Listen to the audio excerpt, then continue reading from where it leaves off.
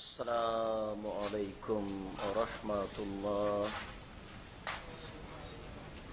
إن الحمد لله نحمده ونستعينه من يهده الله فلا مضل له ومن يضلل فلا هادي له وأشهد أن لا إله إلا الله وحده لا شريك له وأشهد أن محمدا عبده ورسوله.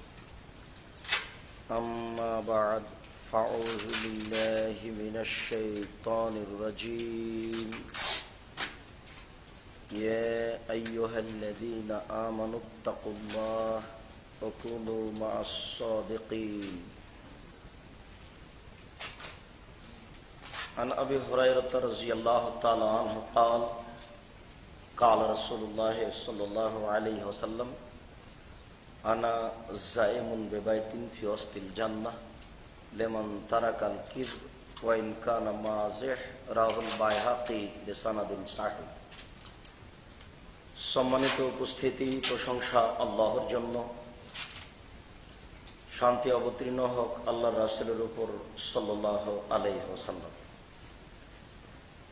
আজকের আলোচনার প্রারম্ভের আলোচনা সত্য গ্রহণ করুন, মিথ্যা পরিহার করুন।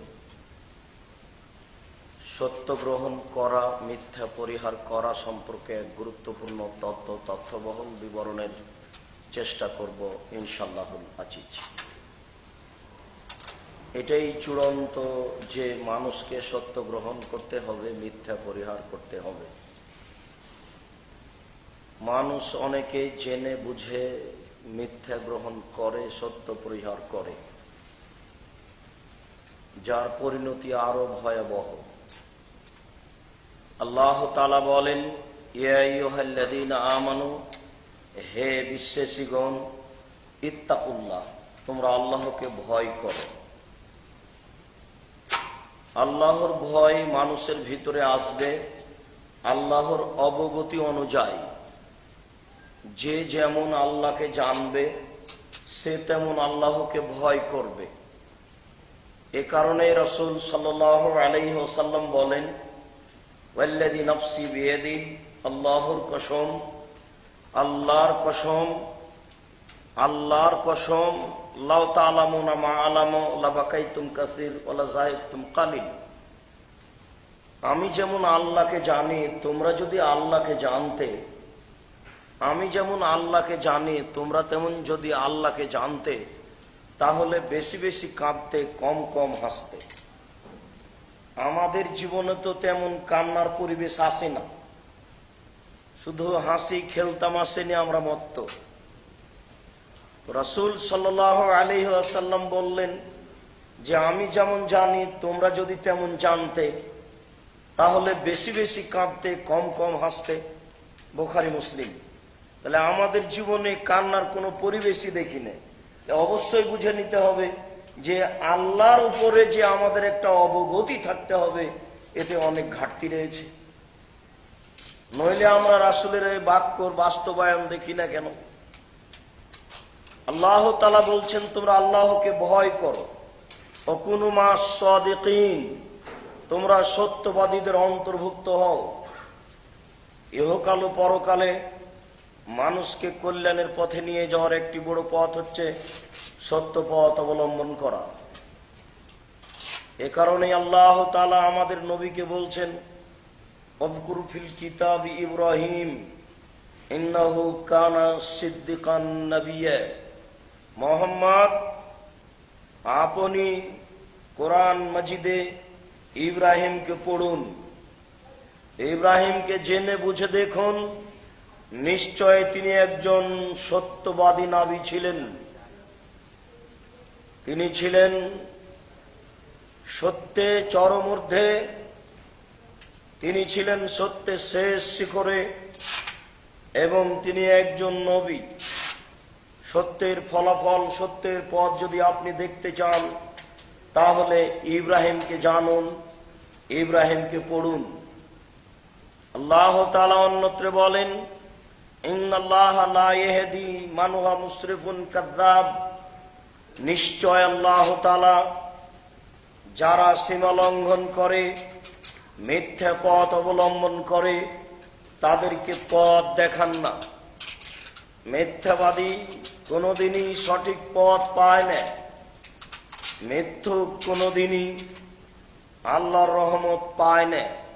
এ কারণেই আবু হুরায়রা রাদিয়াল্লাহু তাআলা আনহু বলেন, রাসূল সাল্লাল্লাহু আলাইহি ওয়াসাল্লাম বলেছেন, সালাসাতুন, তিন শ্রেণীর মানুষ রয়েছে, লা ইউকাল্লিমুহুমুল্লাহু তাআলা ইয়াউমাল কিয়ামাহ, যাদেরকে আল্লাহ তাআলা বিচার মাঠে, যাদের সাথে আল্লাহ তাআলা বিচার মাঠে কথা বলবেন না, যাদেরকে পবিত্র করবেন না, যাদের প্রতি দয়ার দৃষ্টি দিবেন না, যাদের জন্য রয়েছে কষ্টদায়ক শাস্তি। তিনি বলেন, তিন শ্রেণীর মানুষ রয়েছে। এক, যাদের সাথে আল্লাহ কিয়ামতের মাঠে কথা বলবেন না। দুই, যাদের প্রতি দয়ার দৃষ্টি দিবেন না। তিন, যাদের তিনি পবিত্র করবেন না। চার, যাদের জন্য রয়েছে অপমানজনক শাস্তি। এই কথা বলার পরে রাসূল সাল্লাল্লাহু আলাইহি সাল্লাম বলেন, মালিকুন কাযযাব, যারা মিথ্যুক দায়িত্বশীল, যারা মিথ্যা কথার ভিত্তিতে দায়িত্ব পালন করে, মিথ্যুক চেয়ারম্যান, মিথ্যুক মেম্বার, মিথ্যুক এমপি, মিথ্যুক মন্ত্রী, মিথ্যুক প্রধানমন্ত্রী, মিথ্যুক ভাইস চ্যান্সেলর, মিথ্যুক প্রিন্সিপাল, মিথ্যুক হেড মাওলানা, মিথ্যুক হেডমাস্টার, মিথ্যুক গ্রাম্য দায়িত্বশীল, যারা মিথ্যা কথার ভিত্তিতে সমাজের নেতৃত্ব দেয়, বিচারের মাঠে আল্লাহ তাআলা তাদের সাথে কথা বলবেন না। তাদের জন্য রয়েছে অপমানজনক শাস্তি। তাদেরকে আল্লাহ পবিত্র করবেন না। মিথ্যা অবশ্য একটি বড় বড় ভয়াবহ ব্যাপার। মিথ্যা কথার কারণে আল্লাহ তাআলা তাদের সাথে কথা বলবেন না। অথচ আপনাকে আমি কি দিয়ে বুঝাই আল্লাহ বিচারের মাঠে কত বড় দয়াবান? আপনাকে আমি কি দিয়ে বুঝাই আল্লাহ তাআলা বিচারের মাঠে কত বড় দয়াবান? আবু হুরায়রা রাদিয়াল্লাহু তাআলা আনহু বলেন, রাসূল সাল্লাল্লাহু আলাইহি ওয়াসাল্লাম বলেছেন, ইন্না লিল্লাহি মিয়া রাহমা, আল্লাহর নিকটে ছিল 100টি দয়া। আল্লাহর নিকটে ছিল 100টি দয়া। আল্লাহর নিকটে ছিল 100টি দয়া। আনজালা মিনহা রাহমাতান ওয়াহিদা বাইনাল জিন্নি ওয়াল ইনসি ওয়াল হাম্মে, তার একটি দয়া আল্লাহ মানুষের মাঝে, জিনের মাঝে, হিংস্র প্রাণীর মাঝে, পৃথিবীর প্রত্যেকটা প্রাণীর মাঝে ভাগ করে দিয়েছেন। একটি দয়ার ভাগ পেয়ে মানুষ তার ছেলেকে আব্বু বলে ডাকে। একটি দয়ার ভাগ পেয়ে মানুষ তার মেয়েকে আম্মু বলে ডাকে, আদর করে, চুমা খায়। একটি দয়ার ভাগ পেয়ে গাভী তার বাচ্চাকে জিহ্বা দিয়ে চাটে। একটি দয়ার ভাগ পেয়ে বাঘ তার বাচ্চাকে আদর করে ডাকে। একটি দয়ার ভাগ পেয়ে মুরগি তার বাচ্চাকে আদর করে ডাকে। একটি দয়ার ভাগ পেয়ে সাপ তার বাচ্চাকে আদর করে ডাকে। আল্লাহ তাআলা 99টা দয়া নিজের কাছে রেখেছেন। ইয়ারহামু বিহা আলা ইবাদিহি ইয়াউমাল কিয়ামাহ, এই 99টা দয়া দিয়ে আল্লাহ বিচারের মাঠে মানুষকে ক্ষমা করবেন, বিচারের মাঠে মানুষের প্রতি দয়া করবেন। এর পরেও এক শ্রেণীর মানুষের সাথে আল্লাহ বিচারের মাঠে কথা বলবেন না। তিন শ্রেণীর মানুষের সাথে আল্লাহ বিচারের মাঠে কথা বলবেন না। তার এক শ্রেণীর মানুষ হচ্ছে মিথ্যুক দায়িত্বশীল। কি দিয়ে বুঝায় আপনাকে তারা কত বড় পাপী? 99টি দয়া আল্লাহ নিজের কাছে রেখেছেন। আমি হয়তোবা মুসলিম গ্রন্থের এই হাদিসটি আপনাকে পূর্ণ বুঝাতে পারলাম না। একটি দয়ার ভিত্তিতে প্রাণী তার বাচ্চাকে আদর করে, কিভাবে আপনি তার বাস্তব,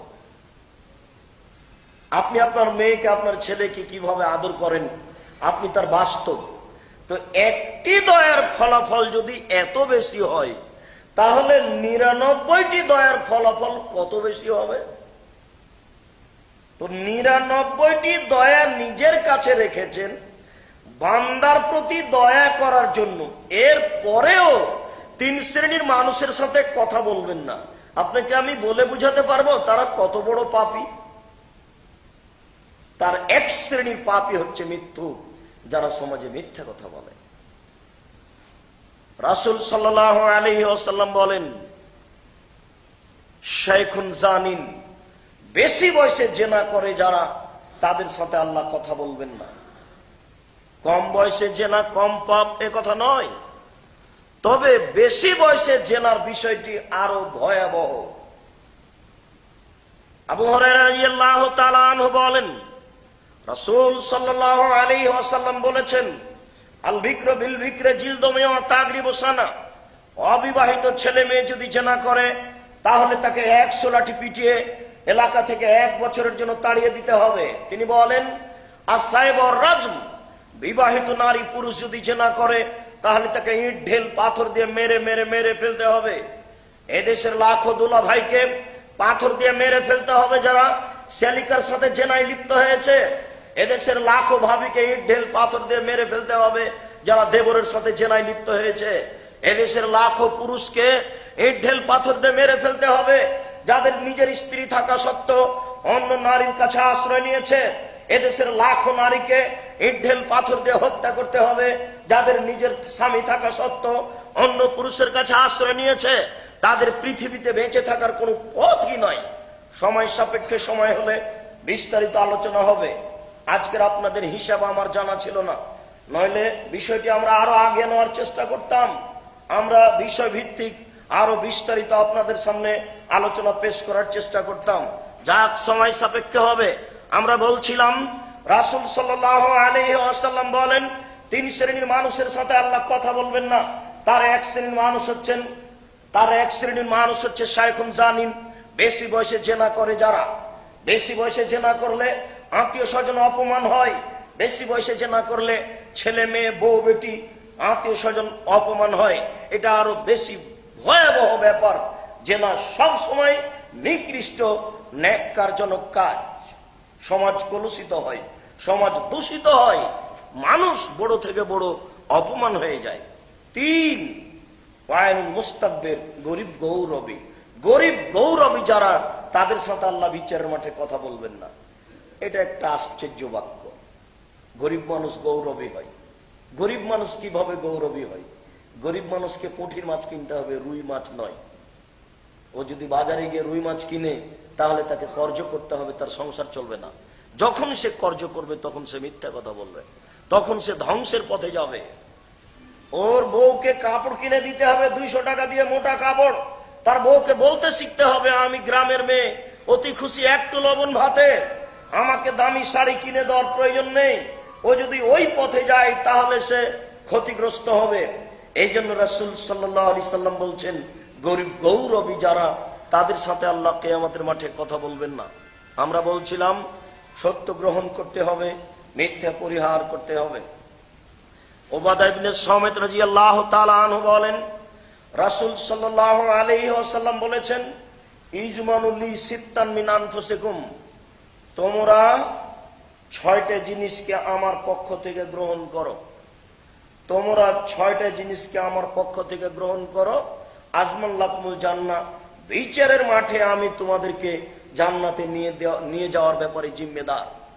কিভাবে জান্নাতে নিয়ে যেতে হবে বিচারের মাঠে সেটা আমি দেখব। তবে তোমরা 6টা জিনিস গ্রহণ করো। 1, ওয়াসদুকু ইযা হাদাসতুম। যখন তোমরা কথা বলছো তখন তোমরা সত্য কথা বলো। যখন তোমরা কথা বলছো সত্য কথা বলো। এটা তোমাদের জীবনে সবচেয়ে গুরুত্বপূর্ণ কাজ হবে। 2, ওয়াফু ইযা ওয়াদতুম। মানুষের সাথে ওয়াদা করলে পূরণ করো। ওয়াদা খেলাপ করা মুনাফিকের কাজ। মানুষের সাথে ওয়াদা করলে পূরণ করো। পরের বিষয়টি আমি দেখব। 3, অদ্দু ইযা উতুমেনতুম। মানুষ যদি তোমার কাছে আমানত রাখে তাহলে তা সময়ে প্রদান করো। আমানতের বিষয়টি আলোচনা শেষে আমরা আরো বিস্তারিত পেশ করার চেষ্টা করব ইনশাআল্লাহ। এখানে এতটুকু বুঝি যে আল্লাহ রাসূল বললেন যে তোমাদের নিকটে আমানত রাখা হলে তা সময়ে প্রদান করো। 4, ওয়াহফাজু ফুরুজাকুম। তোমরা তোমাদের লজ্জা স্থানকে হেফাজতে রাখো। তোমরা তোমাদের লজ্জা স্থানকে কন্ট্রোলে রাখো। রাসূল সাল্লাল্লাহু আলাইহি ওয়াসাল্লাম বলেন, মানুষ যদি 2টা জিনিসের জিম্মেদারি নিতে পারে, মুখ এবং লজ্জা স্থান, মানুষ যদি 2টা জিনিসের জিম্মেদারি নিতে পারে, মুখ এবং লজ্জা স্থান, আমি তাকে জান্নাতে নিয়ে যাওয়ার জন্য জিম্মেদারি নিলাম। আমি মুহাম্মদ সাল্লাল্লাহু আলাইহি সাল্লাম তাকে জান্নাতে নিয়ে যাওয়ার জন্য জিম্মেদারি নিলাম, মাইয়াজমান লিমা বাইনা লাইয়া ওয়া মা বাইনা রিজলাইহা আজমাউল জান্নাহ, বুখারী মুসলিম। কেউ যদি মুখ এবং লজ্জা স্থানের জিম্মেদারি নিতে পারে, আমি মুহাম্মদ সাল্লাল্লাহু আলাইহি সাল্লাম তাকে জান্নাতে নিয়ে যাওয়ার জন্য জিম্মেদারি নিলাম। লজ্জা স্থানকে কন্ট্রোলে রাখার বিষয়টি খুবই কঠিন। দিন যত যাবে জেনা ব্যভিচার তত বেড়ে যাবে। রাসূল সাল্লাল্লাহু আলাইহি সাল্লামের ওই বাক্যটি ছাত্র জীবনে বুঝতে পারতাম না, এটা হয় কি করে। রাসূল সাল্লাল্লাহু আলাইহি সাল্লামের ওই বাক্যটি ছাত্র জীবনে বুঝতে পারতাম না, এটা হয় কি করে। তিনি বলছেন, এ তাহারাজুলা তাহারুজাল হেমারে, গাধা যেমন গাভীর সাথে মিলে লজ্জা বুঝে না, ষাঁড় যেমন গাভীর সাথে মিলে লজ্জা জানে না, মানুষ তেমন খোলা মাঠে জেনা করবে, লজ্জা বুঝবে না। এখন তার বাস্তব, যেখানে সেখানে দেখেন, কলেজ বিশ্ববিদ্যালয়ের মাঠে দেখেন, 10টার সময়তে একজন যুবক একজন যুবতীর উরু রানের উপরে মাথা দিয়ে শুয়ে গেছে। দিন পার হয়ে যাচ্ছে, কেউ কিছু বলে না। বলা নাকি যায় না, বলা নাকি অপরাধ। দিন পার হয়ে যায়, এই রাস্তা দিয়ে লাখো মানুষ হাঁটে, এই বিশ্ববিদ্যালয়ের ফিল্ডে ভাইস চ্যান্সেলর হাঁটেন, প্রিন্সিপাল হাঁটেন, জনগণ হাঁটে, কেউ কিছু বলে না। বলা নাকি যায় না, বলা নাকি অপরাধ, এটা নাকি পশুর জগৎ, সবাই নাকি পশু, কেউ নাকি মানুষ নেই। মানুষ যদি হয় তাহলে বলে না কেন? মানুষ মানুষ হতে পারে 3টি পদ্ধতিতে, মানুষ মানুষ হতে পারে 3টি পদ্ধতিতে, 3টি পথে মানুষ হতে পারে। রাসূল সাল্লাল্লাহু আলাইহি সাল্লাম বলছেন, মানরা মিনকুম মুনকারান ফালিগাইরু বিয়াদিহি, যে কোনো অন্যায় দেখলে যে কোনো মূল্যে জোরপূর্বক ঠেকাতে হবে, তখন সে মানুষ। এখানে একটা টিভিতে, ভাতিজার টিভিতে ল্যাংটা মেন আসছে, ভাতিজার সাথে পরামর্শের কোনো প্রয়োজন নেই, লাথি মেরে টিভি ভেঙে দিতে হবে, তখন সে মানুষ। ফাইলামেস্তাতে যদিও না পারে, মনে করে যে ভেঙে দিলে সমস্যা আছে, তাহলে বলতে হবে, ভাতিজা এই কাজ ঠিক নয়। আল্লাহ রাসূল বলছেন, ফাইলামেস্তাতে ফাবিলিসানিহি, মুখে বলতে হবে তোমার এটা ঠিক নয়। ফাইলামেস্তাতে যদি না পারে, তাহলে ফাবে কালবিহি, অন্তরে ঘৃণা করে বলবে, তোমাকে ঘৃণা করি, তোমার কাজকে ঘৃণা করি, আমি গেলাম, তখনও সে মানুষ। জোর করে ভেঙে দিতে পেরেছে, তখনও সে মানুষ। মুখে বলতে পারে, তখনও সে মানুষ। ঘৃণা করতে পারে, তখনও সে মানুষ। মাগরিবের সালাত আদায় করার পরে ভাতিজার দোকানের সামনে বসে টিভি দেখে, তখন সে মানুষ নয়, হতে পারে না। ছেলে মেয়ে ঘুমিয়ে গেছে, রাত 12টা 1টার সময়তে টিভি নিয়ে ভারত লন্ডন চলে গেল, তাহাজ্জুদ পড়ে, হতে পারে না, তখন সে মানুষ নয়, সে পশু। সে পশুর চেয়েও খারাপ। তাই তো আল্লাহ তাআলা বলেন, অতীন, ডমর ফলের কসম, অজাইতুন, জাইতুন ফলের কসম, অতুরে সিনিন, তুর পাহাড়ের কসম, ওয়াহাদাল বালাদিল আমিন, এই মক্কা শহরের কসম, লাকাদ খালাকনাল ইনসানা ফি আহসানি তাকওয়িম, আমি মানুষকে অতীব উত্তম করে সুন্দর করে সৃষ্টি করেছি। যখন আমাকে মানুষ মানেনি, সুমারাদাদনাহু আসফালা সাফিলিন, আমি তখন তাকে সর্বনিম্ন উল্টা ফিরিয়েছি, তখন সে মানুষ নয়, তখন সে পশু। সে পশুর চেয়েও খারাপ। মানুষ মানুষ হতে পারে 3টি পদ্ধতিতে। যে কোনো মূল্যে অন্যায় ঠেকাতে হবে, তখন সে মানুষ। মুখে অন্যায় ঠেকাতে হবে, তখন সে মানুষ। ঘৃণা করে ঠেকাতে হবে, তখন সে মানুষ। যদি এই 3টার কোনো কিছুই না করে, তখন সে মানুষ নয়। যার জন্য এরা পশু, পশুর চেয়েও খারাপ। আল্লাহ তাআলা বাক্যটা আরো নিচে নিয়ে চলে গেছেন। আল্লাহ তাআলা বলছেন যে ও পশুর চেয়েও খারাপ। রাসূল সাল্লাল্লাহু আলাইহি ওয়াসাল্লাম বলেন, 5 কুফফু আইদিয়াকুম, হাতকে সংবরণশীল করে রাখো। শরীরে ক্ষমতা থাকলে মানুষের প্রতি অন্যায় করবে, এই কথা ঠিক নয়। পয়সা বেশি থাকলে মানুষের প্রতি অত্যাচার করবে, এই কথা ঠিক নয়। রিকশায় উঠেছ, 1 কিলোমিটার যাওয়ার পরে রিকশা থেকে নেমেই তুমি বলছো কত ভাড়া, ও বললো 100 টাকা, তুমি খেপে 1 থাপ্পড় মেরে দিলে, এটা ঠিক নয়। হাত সংবরণশীল করো, একদিন না একদিন বিচার হবেই, সেদিন তুমি টিকতে পারবে না, তুমি আবার কে, ফেরাউনও টিকতে পারবে না। লা তামলিকু নাফসুন লিনাফসিন শাইআ ওয়াল আমরু ইয়াউমাযি লিল্লাহ, সেই দিন কোন মানুষের কোন কাজে আসবে না, একচ্ছত্র ক্ষমতা আল্লাহর হাতে থাকবে। অতএব সাবধান থাকো, হাতকে সংবরণশীল করে রাখো। 6 গুজ্জু আবসারাকুম, চক্ষু নিচু করো। এর বাস্তবতা আপনাকে কি দিয়ে বুঝাই? রাসূল সাল্লাল্লাহু আলাইহি ওয়াসাল্লাম বলছেন, সালাসাতু ওয়ুনিন, তিন শ্রেণীর চক্ষু রয়েছে, তিন শ্রেণীর মানুষ রয়েছে, লা তামাসসুহুমান নার, যাদেরকে জাহান্নাম স্পর্শ করবে না। তিন শ্রেণীর চক্ষু রয়েছে, তিন শ্রেণীর মানুষ রয়েছে, যাদেরকে জাহান্নাম স্পর্শ করবে না।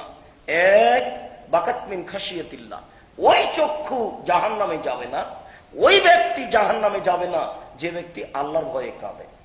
দুই, হারাসাত ফি সাবিলিল্লাহ, ওই চক্ষু জাহান্নামে যাবে না, ওই ব্যক্তি জাহান্নামে যাবে না যে আল্লাহর রাস্তায় দিনরাত পাহারা দেয়। তিন, ওই চক্ষু জাহান্নামে যাবে না, ওই চক্ষু ওই ব্যক্তিকে জাহান্নাম স্পর্শ করবে না। গাছাত মাহারিমিল্লাহ, যে চক্ষু বেগানা নারীকে দেখে নিচু হয়ে যায়, যে চক্ষু বেগানা নারীকে দেখে নিচু হয়ে যায়। পাশে সিলেট শহর, নগ্ন মেয়ে রাস্তায় হাঁটছে, ও কি হিন্দুর মেয়ে, ও কি ইহুদির মেয়ে, ও কি খ্রিস্টানের মেয়ে? জি না, ও মুসলিম মেয়ে। এই লোক জাতির নামে কলঙ্ক। আল্লাহ রাসূল তাকে নিষেধ করেছেন, তুমি বিবাহ করো না। আল্লাহ রাসূল তাকে নিষেধ করছেন, তুমি বিবাহ করো না। বিবাহ মানে ক্ষমতা, বিবাহ মানে ক্ষমতা। আল্লাহ রাসূল বলছেন, ইয়া মাশারা শাবাব মান ইসতাতা মিনকুমুল বাত ফালিয়াতাজাওয়াজ, হে যুবক দল, তোমাদের যাদের ক্ষমতা আছে সে যেন বিবাহ করে। ক্ষমতা মানে পেশাবখানা, পায়খানা, গোসলখানা, বৈঠকখানা, মোহর। ক্ষমতা মানে শারীরিক ক্ষমতা। স্ত্রী ওই দিক থেকে ছোটবেলা পরে বাইরে বাড়ির ভিতরে চলে আসলো, এই এরপরে যদি আমি তোমাকে এইভাবে রাস্তায় চলতে দেখি, তোমার পিঠের চামড়া তুলে দেবো, এর নাম ক্ষমতা। তাই আল্লাহ রাসূল বললেন, ফাইলে ব্যস্তাতে, যদি ক্ষমতা না থাকে ফালাহি বিসওম, সে যেন রোজা থাকে। ক্ষমতা যদি না থাকে তাহলে সে যেন রোজা থাকে। ফাইনাহু লাহু বেজা, রোজাই হচ্ছে তার যৌবনকে দমন করার মাধ্যম। সে বিবাহ করতে পাবে না, ও তো কাপুরুষ। কাপুরুষের মেয়ে রাস্তায় হাঁটছে, কাপুরুষের মেয়ে বাজারে চলছে, কাপুরুষের মেয়ে রাস্তায় চলছে, কাপুরুষের মেয়ে বাজারে হাঁটছে। আশ্চর্য, তা হতে পারে না। সত্য গ্রহণ করুন, মিথ্যা পরিহার করুন। সত্য গ্রহণ করুন, মিথ্যা পরিহার করুন। চক্ষু নিচু করে চলুন। তিন শ্রেণীর মানুষ জাহান্নামে যাবে না। তার এক শ্রেণীর মানুষ হচ্ছে যাদের চক্ষু বেগানা নারীকে দেখে নিচু হয়ে যায়। বিষয়টি খুব কঠিন। রাস্তাঘাট অচল অকেজো করেছে আপনার মেয়ে, রাস্তাঘাট অকেজো করেছে মুসলমানের মেয়ে। এগুলো হিন্দুর মেয়ে নয়, এগুলো ইহুদি খ্রিস্টানের মেয়ে নয়। আমি কি করে রাস্তায় চলি ভালোভাবে? আপনি বিবাহের নামে কলঙ্ক, আপনি জাতির নামে কলঙ্ক। শ্বাস বন্ধ হওয়ার পূর্বে আপনি এই পাপ বন্ধ করার চেষ্টা করুন। হাত থেকে ঢেল ছুটে গেলে যেমন ঢেল ধরা যায় না, শ্বাস বন্ধ হয়ে গেলে তখন পাপকে ঠেকানো যাবে না। রাজশাহী চাঁপাই নবাবগঞ্জে বলে, পাপ কারো বাপ নয়, মানে পাপ আপনার কোনোদিন অনুকূলে আসবে না। একদিন না একদিন পাপ আপনার যথাযথ বিচার করেই ছাড়বে। অতএব শ্বাস বন্ধ হওয়ার পূর্বেই এই পাপকে ঠেকানোর চেষ্টা করুন। শ্বাস বন্ধ হয়ে গেলে পাপকে ঠেকানোর কোনো পথ থাকবে না। উবাদা ইবনে সামিত রাদিয়াল্লাহু তাআলা আনহু বলেন, রাসূল সাল্লাল্লাহু আলাইহি ওয়াসাল্লাম বলেছেন, আনা যাইমুন বিবাইতিন ফি ওয়াসতিল জান্নাহ, আমি জান্নাতের মাঝামাঝিতে একটা ঘর নিয়ে দেওয়ার ব্যাপারে জিম্মেদার। আমি জান্নাতের মাঝামাঝিতে একটা ঘর নিয়ে দেওয়ার ব্যাপারে জিম্মেদার। কার জন্য? লেমান তারাকাল কিযবা, যে ব্যক্তি মিথ্যা পরিহার করলো, ওয়াইনকানা মাযে, মজাক করে হলেও। মজাক বুঝেন কি? বিদ্রুপ করে হলেও, ঠাট্টা করে হলেও, মজাক করে হলেও যে মিথ্যা পরিহার করলো, আমি তার জন্য জান্নাতের মাঝামাঝিতে একটা ঘর নিয়ে দেওয়ার ব্যাপারে জিম্মেদার। এ কারণেই আমাদের নবী মুহাম্মদ সাল্লাল্লাহু আলাইহি সাল্লাম যখন তখন বলতেন, রব্বি আদখিলনি মুদখালা সিদক আখরিজনি মুখরাজা সিদক, হে আল্লাহ, তুমি আমাকে যেখানে নিয়ে যাবা সত্যবাদী করে নিয়ে যাও। যেখান থেকে আমাকে বের করবা সত্যবাদী করে বের করো। আমি এলাকা থেকে চলে যাব, সারা এলাকার মানুষকে কিয়ামত পর্যন্ত বলতে হবে মুহাম্মদ সত্যবাদী। আমি যে এলাকায় ঢুকবো সে এলাকার মানুষকে কিয়ামত পর্যন্ত বলতে হবে মুহাম্মদ সত্যবাদী। এরকম সত্যের ক্ষমতা, এরকম সত্যের একটা পরিস্থিতি তুমি আমার মধ্যে তৈরি করো। তাই তিনি যখন তখন বলতেন, রব্বি, হে আমার প্রতিপালক, আদখিলনি মুদখালা সিদক, যেখানে নিয়ে যাবা সত্যবাদী করে নিয়ে যাও, যেখান থেকে আমাকে বের করবা সত্যবাদী করে বের করো।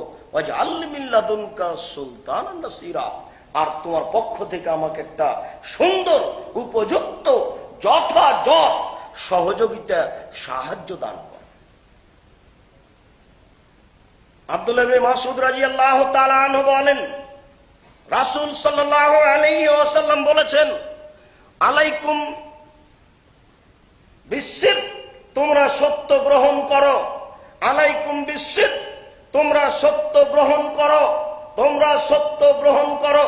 ফাইন্না সিদকা ইহদি ইলাল বিররে, নিশ্চয় সিদক মানুষকে নেকির পথে নিয়ে যায়। ওয়াইনাল বিররা ইহদি ইলাল জান্নাহ, নিশ্চয় নেকি মানুষকে জান্নাতে নিয়ে যায়। লা ইয়াজালুর রাজুলু ইয়াসদুকু ওয়া ইয়াতাহাররা সিদকা, মানুষ সর্বদা সত্য বলে এবং সত্য বলার চেষ্টা করে। ইত্তাবু ইনদাল্লাহি সিদ্দিক, তখন তাকে আল্লাহর নিকটে সত্যবাদী বলে লেখা হয়। যারা সত্য বলে, সত্য বলার চেষ্টা করে, আল্লাহর নিকটে তাকে সত্যবাদী বলে লেখা হয়। আল্লাহ রাসূল বলেন, ইয়াকুমুল কিযবা, তোমরা মিথ্যা থেকে বেঁচে থাকো। ফাইনাল কিযবা ইহদি ইলাল ফুজুরে, নিশ্চয় মিথ্যা মানুষকে পাপের দিকে টেনে নিয়ে যায়। লা ইয়াজালুর রাজুলু ইয়াকযিবু ওয়া ইয়াতাহাররাল কিযবা, মানুষ সর্বদা মিথ্যা বলে, মিথ্যা বলার চেষ্টা করে। ইক্তবু ইনদাল্লাহি কাযাব, তখন তাকে আল্লাহর নিকটে মিথ্যাবাদী বলেই লেখা হয়। আপনি দুনিয়াতে আছেন, ওখানে লিস্ট হয়ে গেছে আপনি মিথ্যাবাদীদের একজন। আপনি দুনিয়াতেই আছেন, ওখানে আপনার তালিকায় চলে এসেছে আপনি সত্যবাদীদের একজন। পা ফেললে, পদক্ষেপ রাখলে হিসাব করে চিন্তা ভাবনা করে রাখতে হবে। মানুষ পৃথিবী থেকে ইচ্ছা মতো চলতে পারে না, এটা মুমিনের জন্য কারাগার। আমরা তো খুব ভালো বুঝি, সিলেট জেলখানায় যে আছে সে তো কারাগারে আছে। কিভাবে? ইচ্ছা মতো স্ত্রীর সাথে কথা বলতে পারে না, তাই তো কারাগার। ইচ্ছা মতো ছেলে মেয়ের সাথে কথা বলতে পারে না, তাই তো কারাগার। ইচ্ছা মতো হাটে বাজারে যেতে পারে না, তাই তো কারাগার। কিন্তু আল্লাহ রাসূল বলছেন, আর দুনিয়া সিজনুল মুমিন ওয়া জান্নাতুল লিল কাফির, দুনিয়া হচ্ছে মুমিনের জন্য কারাগার আর কাফেরদের জন্য একটি বাগান। কই বুঝতে পারি না কারাগার কাকে বলে। যারা কারাগারে আছে তারা তো ঠিকই বুঝছে, আমরা তো বুঝতে পারি না কারাগার কাকে বলে। আপনি কারাগারে আছেন, বুঝতে পারেন না কেন? নিজেকে মুমিন ভাবেন না। মুমিন ভাবলে কারাগার বুঝতে পারতেন। কিভাবে? এই যে এক গ্লাস পানি আপনি ইচ্ছা মতো পান করতে পারবেন না, কেন? আপনি কারাগারে আছেন, আপনার ইচ্ছা চলে না। কার ইচ্ছা চলবে? শুধুমাত্র একজন মানুষের, যার নাম মুহাম্মদ সাল্লাল্লাহু আলাইহি সাল্লাম। শাহজালাল সিলেটির কথার 5 পয়সা দাম নেই, শাহপরানের কথার 5 পয়সা দাম নেই, খাজা মঈনুদ্দিন চিশতির 5 পয়সা দাম নেই, তরিকাপন্থী 5 পয়সা দাম নেই। ইব্রাহিম আলাইহিস সালাম বিচার মাঠে টিকতে পারবেন না। কিসের পীর সাহেব আর কিসের বড় হুজুর আর কিসের বুজুর্গানে দিন, শুধুমাত্র মুহাম্মদ সাল্লাল্লাহু আলাইহি সাল্লাম। তাহলে আপনার ইচ্ছা চলে না, এর নাম কারাগার।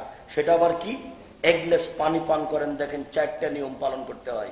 ডান হাতে ধরতে হবে, বিসমিল্লাহ বলতে হবে, এক শ্বাসে পান করতে পাবেন না, শ্বাস ভিতরে ফেলতে পাবেন না।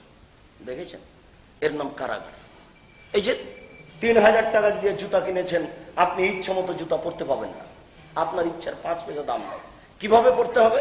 ডান পায়ের জুতা আগে পড়তে হবে, জুতা জোড়া ইচ্ছা মতো খুলতে পাবেন না। কিভাবে খুলতে হবে?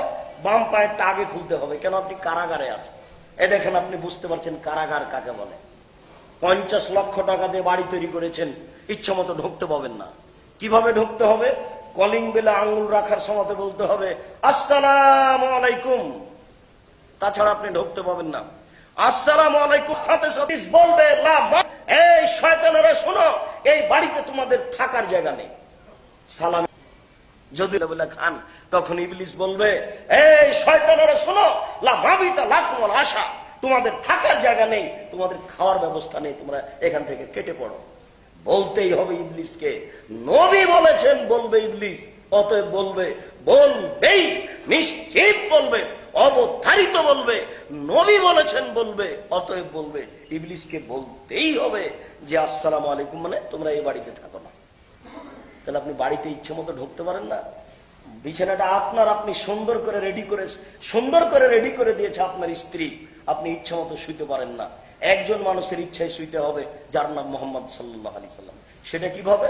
ডান কাতে শুইতে হবে, আল্লাহুম্মা বিসমিকা কামত ওয়াহিয়া বলতে হবে। তাহলে তো আপনার ইচ্ছে চলে না। দেখেন আপনি কারাগারে আছেন কিনা, আপনার স্ত্রী আপনার বাচ্চাকে ইচ্ছে মতো দুধ খাওয়াতে পারে না। ইচ্ছে হলে বাচ্চাকে দুধ খাওয়াবে, চলবে না। কিভাবে দুধ খাওয়াতে হবে? বাচ্চা যখন দুধের বোঠায় মুখ লাগাবে তখন আপনার স্ত্রীকে বলতে হবে বিসমিল্লাহ। আপনার স্ত্রী যদি বিসমিল্লাহ না বলে তাহলে এই দুধ শয়তান খাবে, নিশ্চিত খাবে, অবধারিত খাবে। নবী বলেছেন খাবে, অতএব খাবেই। তাহলে আপনার স্ত্রী বাচ্চাকে ইচ্ছে মতো দুধ পান করাতে পারে না। আপনার স্ত্রী ইচ্ছে মতো আপনার বাড়ির জানালা দরজা বন্ধ করতে পারে না। কিভাবে বন্ধ করতে হবে? নবীর ইচ্ছাই। সেটা কি? আল্লাহ রাসূল বলছেন গাল্লিক লাবু ওয়াজকুরুল্লাহ, দরজা বন্ধ করো, বিসমিল্লাহ বলো।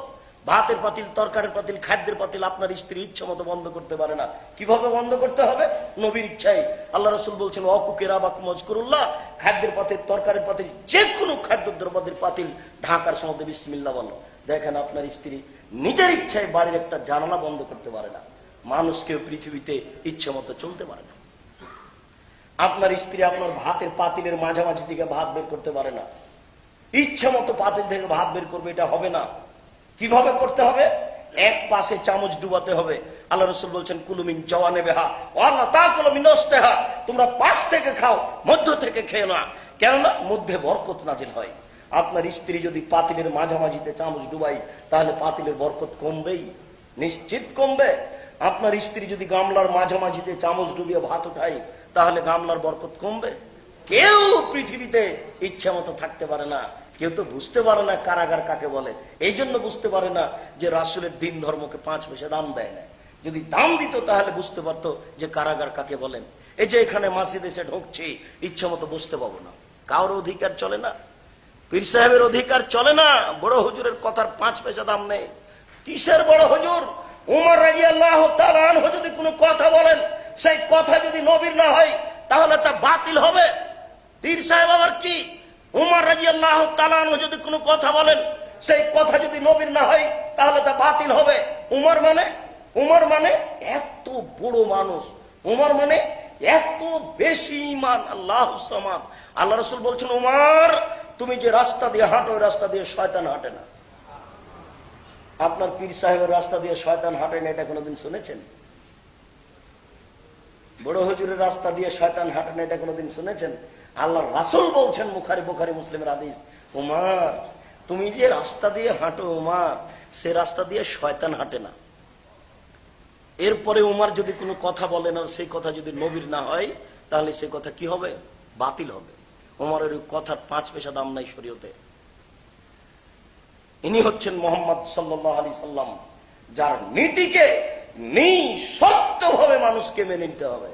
বলছিলাম ইচ্ছে মতো পৃথিবীতে মানুষ থাকতে পারে না, রাসূল সাল্লাল্লাহু আলাইহি সাল্লামের ইচ্ছাতেই থাকতে হবে। আবু বকর সিদ্দিক রাদিয়াল্লাহু তাআলা আনহু বলেন, রাসূল সাল্লাল্লাহু আলাইহি ওয়াসাল্লাম বলেছেন আলাইকুম বিসিদক ফাইন্নাহু মাল বিররি ওয়া কিলাহুমা ফিল জান্নাহ, তোমরা সত্য গ্রহণ করো, সত্য থাকে নেকির সাথে।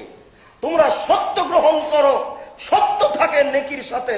অহুমা ফিল জান্নাহ, সত্য সত্যবাদী উভয়ই জান্নাতে যাবে। সত্য সত্যবাদী উভয়ই জান্নাতে যাবে। ওয়া ইয়াকুমুল কিযবা, তোমরা মিথ্যা থেকে বেঁচে থাকো। ওয়া ইয়াকুমুল কিযবা, তোমরা মিথ্যা থেকে বেঁচে থাকো। ফাইনাল কিযবা কিলাহুমা ফিন্নার, ফাইনাল কিযব ওহু ফিন্নার, মিথ্যুক এবং মিথ্যাবাদী উভয়ই জাহান্নামে থাকবে। সাবধান, মিথ্যা থেকে বেঁচে থাকো।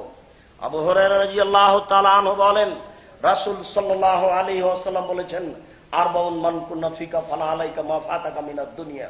শোনো, তোমার ভিতরে যদি 4টে জিনিস থাকে, সারা পৃথিবীর সব চলে গেলেও আসে যায় না। তুমি ধরে নিও তোমার সব কিছু আছে। তোমার ইহকাল আছে, তোমার পরকাল আছে। তুমি ইহকালেও ধনী, তুমি পরকালেও ধনী। যাক তোমার টাকা পয়সা তাতে আসে যায় না, যাক তোমার জমি জায়গা তাতে আসে যায় না, যাক তোমার অর্থ সম্পদ তাতে আসে যায় না, যদি তোমার 4টে জিনিস থাকে। এক, হিফজ আমানাতিন, আমানতের রক্ষা। এক, হিফজ আমানাতিন, আমানতের রক্ষা। আমানত কি জিনিস? রাসূল সাল্লাল্লাহু আলাইহি ওয়াসাল্লাম এক বৈঠকে বলেন, আত্তাকিয়ু আন্নাকিয়ু, পরহেজগার মানুষ, ভালো মানুষ হচ্ছে ওই ব্যক্তি যে ব্যক্তি পরহেজগার, পরিষ্কার। ভালো মানুষ হচ্ছে ওই ব্যক্তি যে ব্যক্তি পরহেজগার, পরিষ্কার। তো পরহেজগার হওয়ার জন্য চারটে জিনিস লাগে।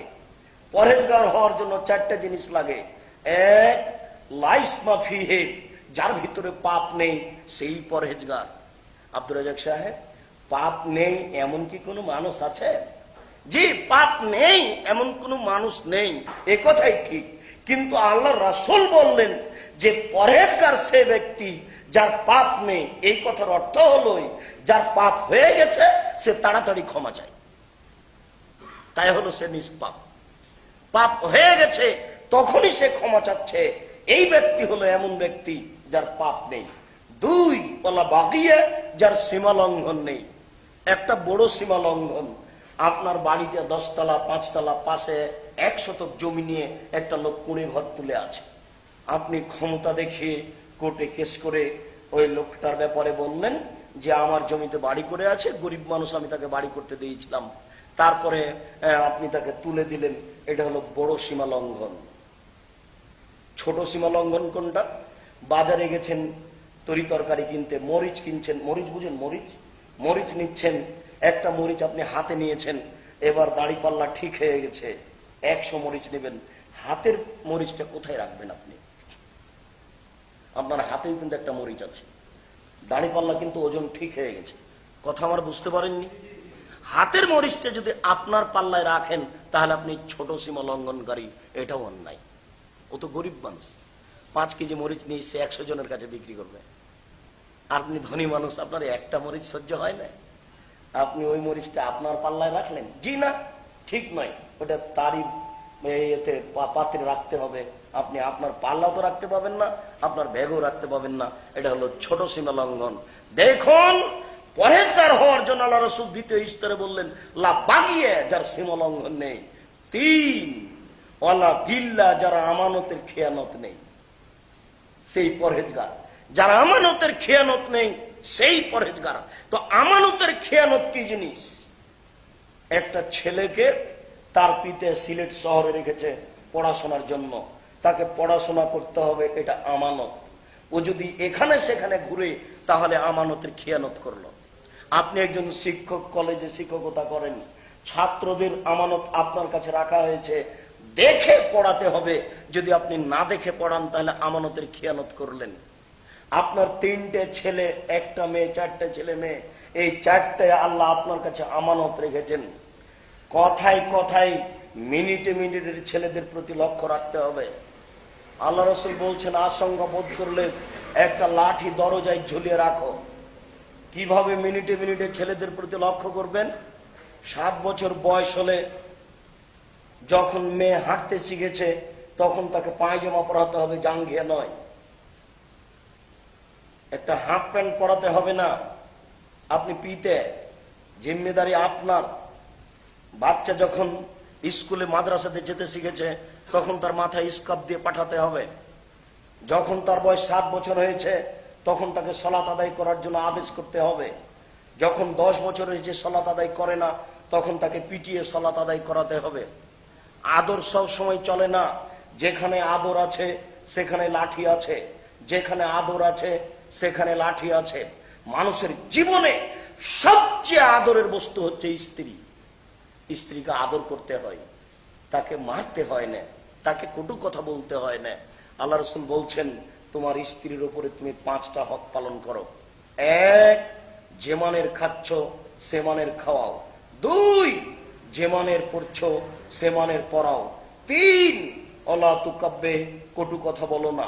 4, অলা তাজরে বলা লজে, মুখের উপরে মারো না। 5, অলা তাতরুখা ইল্লা ফিল বাইতে, তুমি তোমার বাড়ি ছাড়া তাকে অন্য কোথাও থাকতে দিও না। তুমি তোমার বাড়ি ছাড়া অন্য কোথাও তাকে থাকতে দিও না। চাচির বাড়ি, খালার বাড়ি, ফুফুর বাড়ি, দাদির বাড়ি যেতে দিবা না, মায়ের বাড়ি যেতে দিবা না। জরুরি কারণে যদি মায়ের বাড়ি যেতেই হয় তাহলে আপনাকে সাথে যেতে হবে। 3 দিনের বেশি শ্বশুর বাড়ি স্ত্রীকে রাখা যাবে না। 3 দিনের বেশি রাখলে টাকা দিয়ে দেওয়াই ভালো। 3 দিনের পরের খাদ্যকে আল্লাহ রাসূল সাদকা বলেছেন। আমরা জোরালো ভাবে পেশ না করলেও 3 দিনের পরে মেহমানি শেষ হয়ে যায়। জরুরি কারণ ছাড়া আপনার স্ত্রী বাইরে যেতে পারে না। আল্লাহ রাসূল বলছেন বাঁচার 3টি পথ, বাঁচার 3টি পথ, বাঁচার 3টি পথ। এক, আমলিক লেসানাক, মুখ বন্ধ করো, ভালো কথা ছাড়া মুখে উচ্চারণ করবে না, নইলে জাহান্নাম হবে। ভালো কথা ছাড়া মুখে উচ্চারণ করবে না, নইলে জাহান্নাম হবে। 2, আলাইসা বাইতুক, তুমি তোমার বাড়িকে প্রশস্ত করো, যেন তোমাকে ধরে, তোমার স্ত্রীকে ধরে, যেন তোমাকে ধরে, তোমার স্ত্রীকে ধরে। জরুরি প্রয়োজন ছাড়া তুমি তোমার স্ত্রী, তোমার আহাল পরিবার বাড়ি ত্যাগ করতে পারবে না। বাড়ি ত্যাগ করলে মানুষ এই মাল লুটে খাবে। সাবধান, জরুরি প্রয়োজন ছাড়া বাড়ি ত্যাগ করতে পারবে না। আবদালা খাতে তুমি তোমার পাপের জন্য কাঁদো, তাহলে তুমি বেঁচে যাবা। বাঁচার 3টি পথ। আজকে এই আলোচনা শেষে বাড়ি যাবেন আর বলবেন, আব্দুর রাজ্জাক সাহেব বললেন আল্লাহর নবী বলেছেন বাঁচার 3টি পথ। আব্দুর রাজ্জাক সাহেব বললেন আল্লাহর নবী বলেছেন বাঁচার 3টি পথ। 1, ভালো কথা ছাড়া মুখে ব্যবহার করা যাবে না কোনো কথা। 2, জরুরি প্রয়োজন ছাড়া বাড়ি ত্যাগ করা যাবে না। 3, পাপের জন্য কাঁদতে হবে। আল্লাহ রাসূল বলছেন তুমি তোমার স্ত্রীকে তোমার বাড়ি ছাড়া অন্য কোথাও থাকতে দিও না। জরুরি প্রয়োজন ছাড়া ও ভাবির কাছে যেতে পারে না। হাট বাজার তো যেতেই পারে না। হাট বাজার যাবে কেন? আপনি কি মরেছেন? আপনি কি কাপুরুষ? সকাল 10টার সময়তে যাই, 5টায় ঘুরে আসে, কত পুরুষ তাকে ধাক্কা মারে। মোহর দিলেন আপনি, আর লোকে ধাক্কা মারবে মানে? আপনাকে একটু খারাপ লাগে না? খারাপ লাগা উচিত। গাইরিয়াত থাকা উচিত। গাইরিয়াত, পুরুষ হত্যা। গাইরিয়াত কি জিনিস? আমার আর 2 ভাই খুব মারামারি আছে, 2 ভাইয়ের কথা বলি না। হঠাৎ একদিন দেখছি আমার ভাইকে আর একজন মারছে, তখন আমি বলছি হ্যাঁ আমার ভাইকে মারবে মানে? এটা হলো গাইরিয়াত। কথা বুঝতে পারেননি? 2 ভাই কিন্তু কথা বলে না, হঠাৎ একদিন ইচ্ছে তার ওই নিজের ভাইকে আর একজন মারছে, তখন ওর চুপ নেই। এর নাম হচ্ছে গাইরিয়াত, এর নাম হচ্ছে পুরুষ হত্যা, এর নাম হচ্ছে রজুলিয়াত। তো আপনার স্ত্রী ছোটবেলা পরে রাস্তায় চলে, একটু খারাপ লাগে না? খারাপ লাগা উচিত। যার লাগে না সে পুরুষ নয়, সে কাপুরুষ। আপনার কাপুরুষতার ফাঁকেই নারী রাস্তাঘাটে চলে, চলবে কেন? চলবে কেন? বলছিলাম নারীদের মর্যাদা আল্লাহ রাসূল যেভাবে দিয়েছেন সেভাবে আপনি তাকে দেওয়ার চেষ্টা করুন। ও আপনার বাড়িতে আমানত। আমরা শুধু বুঝি যে গ্রাম্য সর্দার টাকা আত্মসাৎ করেছে, সেই আমানতের খেয়ানত করলো। জি না, প্রত্যেকটা স্তরে আমানতের খেয়ানত রয়েছে। প্রিন্সিপাল আমানতের খেয়ানত করেন, হেডমাস্টার আমানতের খেয়ানত করেন, চেয়ারম্যান মেম্বার আমানতের খেয়ানত করেন। এই যুবক, আজকে তোমাকে একটা কথা বলে যাচ্ছি, মাঝে মধ্যে বলে থাকি, তুমি যেন রাস্তাতে নামো না অমুকের চরিত্র ফুলের মতো পবিত্র বলে। তুমি কি জানো এমপির চরিত্র ভালো না মন্দ? তুমি কি জানো মন্ত্রীর চরিত্র ভালো না মন্দ? তুমি কি করে মিছিলে বলে দিলে যে অমুকের চরিত্র ফুলের মতো পবিত্র? তোমাকে মধ্যখানে 1 মিনিট একটু কথা শোনাই, শোনো। হাদিসের বিস্তারিত বিবরণ দেওয়ার সময় নেই। সম্মানিত তিনি ভাই, আপনি একটু খেয়াল করুন, এই যুবককে আমি কথাটা বলছি, আপনি একটু লক্ষ্য করুন। রাসূল সাল্লাল্লাহু আলাইহি সাল্লাম যেভাবে বলছেন, শোনো যুবক, বিচারের মাঠে তোমার মন্ত্রীর কাঁধে আল্লাহ এই গমের বস্তাটা তুলে দিবেন যে গম আত্মসাৎ করেছে। দেশের সরকার লুটে খায়, যারা নেতৃত্ব দিচ্ছে 200 টাকা কারেন্ট বিল 2000 টাকা হয়, হতে পারে না, অসম্ভব। দেশে নেতৃত্ব দিতে হলে বিলকিসকে দেখতে হবে, দেশে নেতৃত্ব দিতে হলে সুলাইমান আলাইহিস সালামকে দেখতে হবে, দেশে নেতৃত্ব দিতে হলে জুলকারনাইনকে দেখতে হবে। টাকা দিয়ে নেতৃত্ব দিতে হয়, টাকা নিয়ে নয়। চুষে খেয়ে জাতির নেতৃত্ব দেওয়া যায় না। জাতির ধ্বংস কামনা করে জাতির নেতৃত্ব দেওয়া যায় না, অসম্ভব। যুবক, তোমাকে কঠিন ভাবে একটা কথা বলে রাখছি, তুমি মনে রাখো। তোমার যদি হিতাহিত জ্ঞান থাকে, তোমার যদি লজ্জা বোধ থাকে, তোমার যদি বোধোদয় থাকে, তুমি জিন্দেগিতে কোনোদিন আর মাঠে নামবে না। তুমি বলবে না অমুকের চরিত্র ফুলের মতো পবিত্র। শোনো, তোমার এমপির কাঁধের উপরে কালকে আল্লাহ টিন চাপিয়ে দিবেন, গমের বস্তা চাপিয়ে দিয়ে বলবেন, ও এমপি সাহেব, বিচারের মাঠে টিনের বস্তা, গমের বস্তা, টিন কয়টা মাথায় করে একদিন হাঁটেন। একদিন যদি আল্লাহ হাঁটতে বলেন, সময় হলো 50,000 বছর। আর যদি তোমার চেয়ারম্যানকে আল্লাহ 3 দিন হাঁটতে বলেন, তাহলে সময় হলো 1.5 লক্ষ বছর। তুমি জানো দায়িত্ব কাকে বলে? তুমি কি করে মাঠে নামলে? এই জন্য আমি তোমার বিদ্যাকে স্বীকার করি না, দুঃখিত। তুমি আবার পড়াশোনা করো, না হয় অনে ভর্তি হও, দিয়ে আবার নতুন ভাবে পড়াশোনা করো, জাতির কল্যাণের জন্য, নিজের কল্যাণের জন্য পড়াশোনা করো। এই ভুল পথে কেন? বলছিলাম সম্মানিত দিনী ভাই, যার চারটা জিনিস আছে তার সবকিছু আছে। এক, হিফজ আমানতের রক্ষা। দুই, সিদক হাদিসিন, সত্য কথা। সত্য কথা আছে যার, সবকিছু আছে তার। সত্য কথা নেই যার, ধ্বংস সবকিছু তার। তিন, হুসন খালিকাতিন, ভালো চরিত্র যার, সবকিছু আছে তার। আল্লাহ রাসূল বলছেন, সঙ্গী সাথী বলতে পারো মানুষকে বেশি বেশি জান্নাতে প্রবেশ করায় কি? সঙ্গী সাথী বলতে পারো মানুষকে বেশি বেশি জান্নাতে প্রবেশ করায় কি? সঙ্গী সাথী বলতে পারো মানুষকে বেশি বেশি জান্নাতে প্রবেশ করায় কি? এ কথা বলতে বলতেই আল্লাহ রাসূল বলছেন যে তাকওয়া আল্লাহ, আল্লাহ ভীতি, ও হুসনুল খুলক, আর ভালো চরিত্র। ভালো চরিত্র যার, জান্নাত তার। ভালো চরিত্র যার, জান্নাত তার। তাই আল্লাহ রাসূল বলছেন হুসন খালিকাতিন, ভালো চরিত্র যার আছে, ইহকাল তার আছে, পরকাল তার আছে। টাকা পয়সা থাকার না থাক, দুনিয়া থাকার যাক, তাতে আসে যায় না। আল্লাহ রাসূল বলছেন ইন্নাল মুমিন ইয়াজদু বিহুসনি খুলুকিহি দারাজাতাস সাইমুল কায়েম, নিশ্চয়ই মানুষ ভালো চরিত্র দিয়ে তাহাজ্জুদের নেকি অর্জন করতে পারে।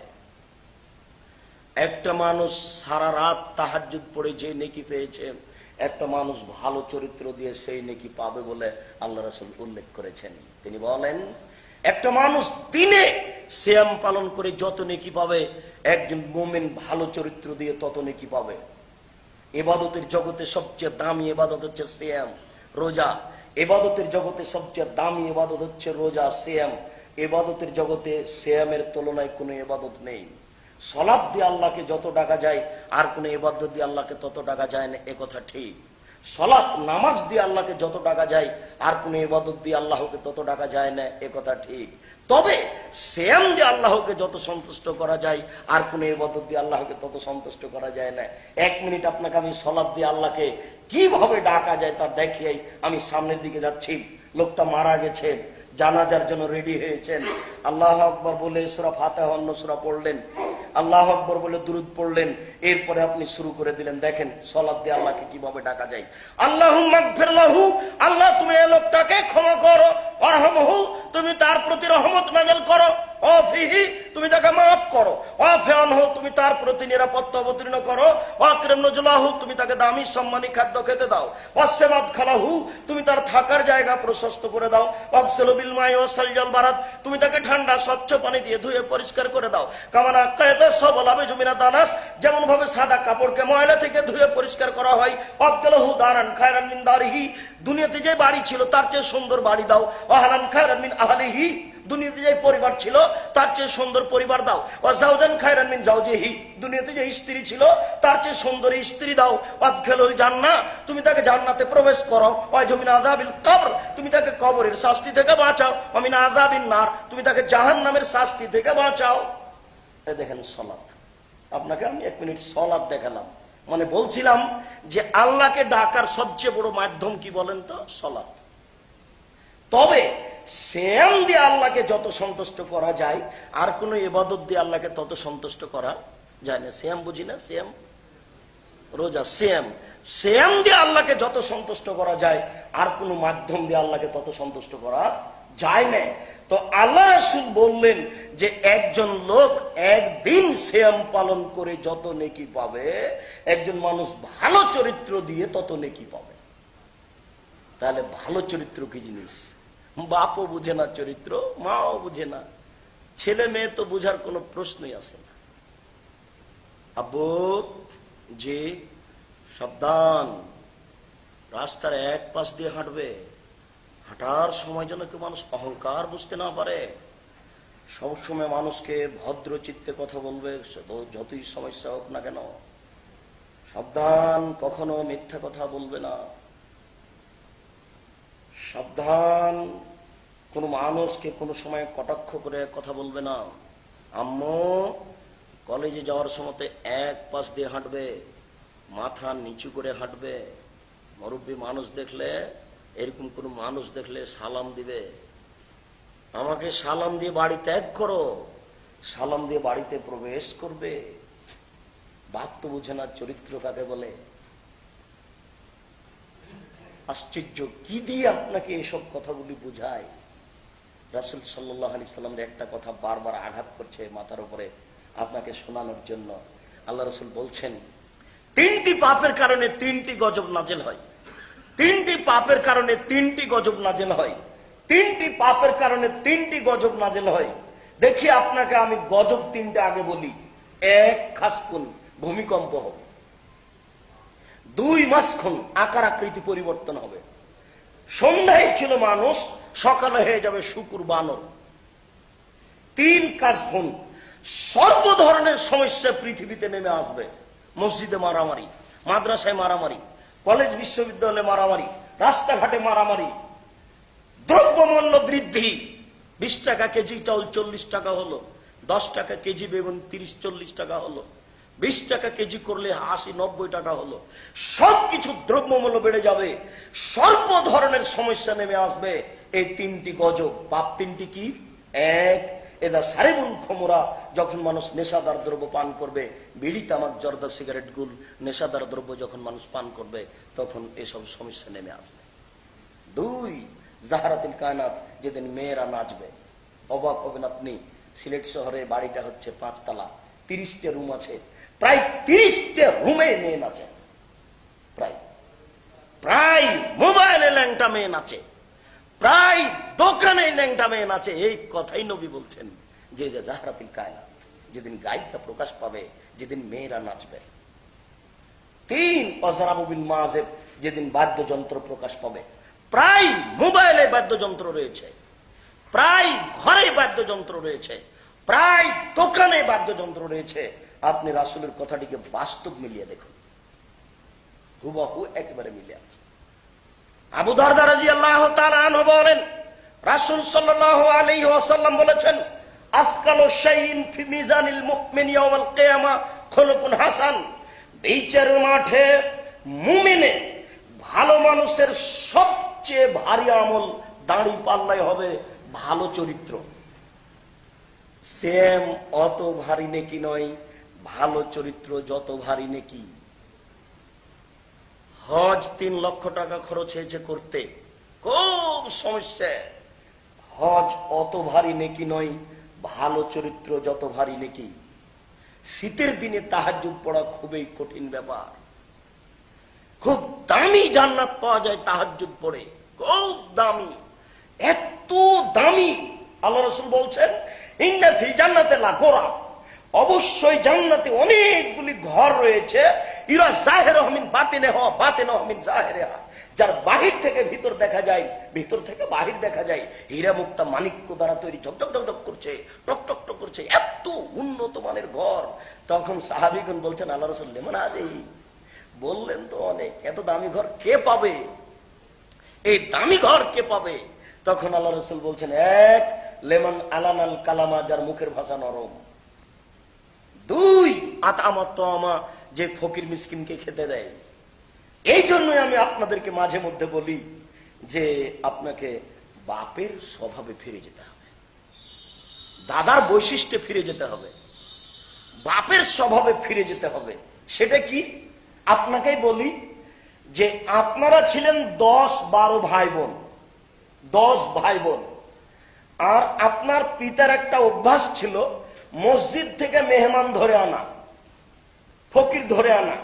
আর বাড়িতে ছিল 3 জন কিষান কামলা। তো আপনারা হলেন 10 ভাই বোন, আর 2 জন ফকির, এ হলো 12 জন। 3 জন কিষান কামলা, এ হলো 15 জন।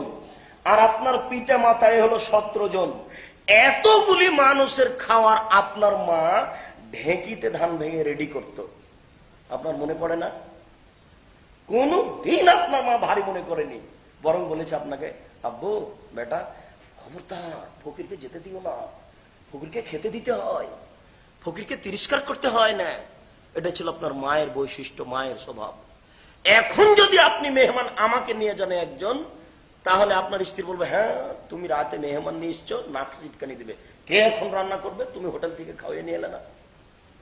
দেখেন, আপনার মা আজও 80 বছর বয়স হয়ে গেছে, বলবে, বাবা থামো, মেহমানকে বসতে দাও, আমি খানা পানি তৈরি করে দিচ্ছি, বৌমা থাক। আজও আপনার মা প্রস্তুত। আশ্চর্য। আল্লাহ রাসূল বলছেন, 2 ফকির মিসকিন মেহমানকে যেতে খেতে দেয় সেই পাবে দামি জান্নাত।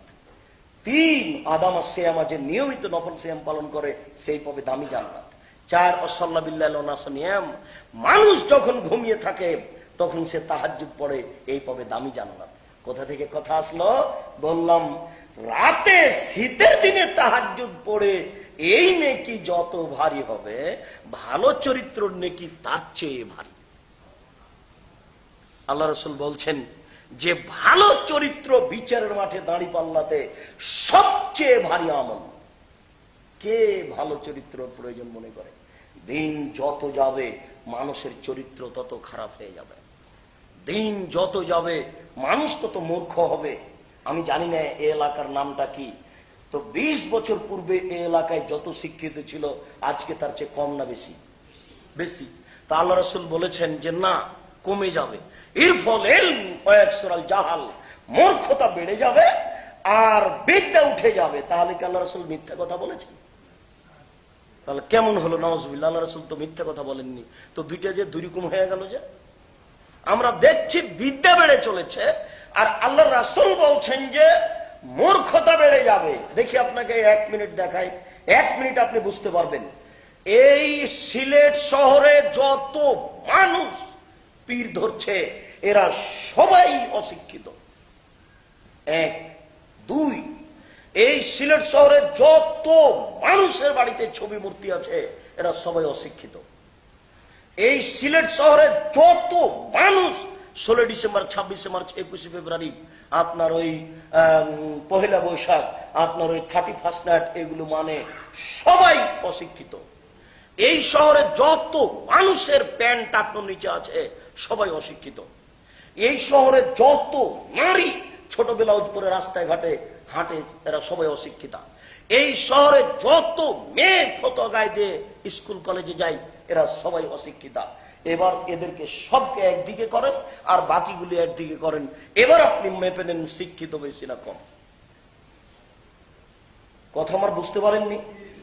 আল্লাহ রাসূল বলছেন 4টে জিনিস থেকে পরিত্রাণ চাইতেন আমি, আর তিনি বলতেন আমি 4টে জিনিস থেকে পরিত্রাণ চাই। তোমরা 4টে জিনিস থেকে পরিত্রাণ চাও, তোমরা 4টে জিনিস থেকে পরিত্রাণ চাও। 1, আল্লাহুম্মা ইন্নী আউযু বিকা মিন ইলমিন লা ইয়ানফা। আল্লাহ, আমি ওই বিদ্যা চাই না যে বিদ্যা উপকার করে না। এই ছেলেটা টাকনুর নিচে প্যান্ট পরেছে মানে তার বিদ্যা কোনো কাজ করে না।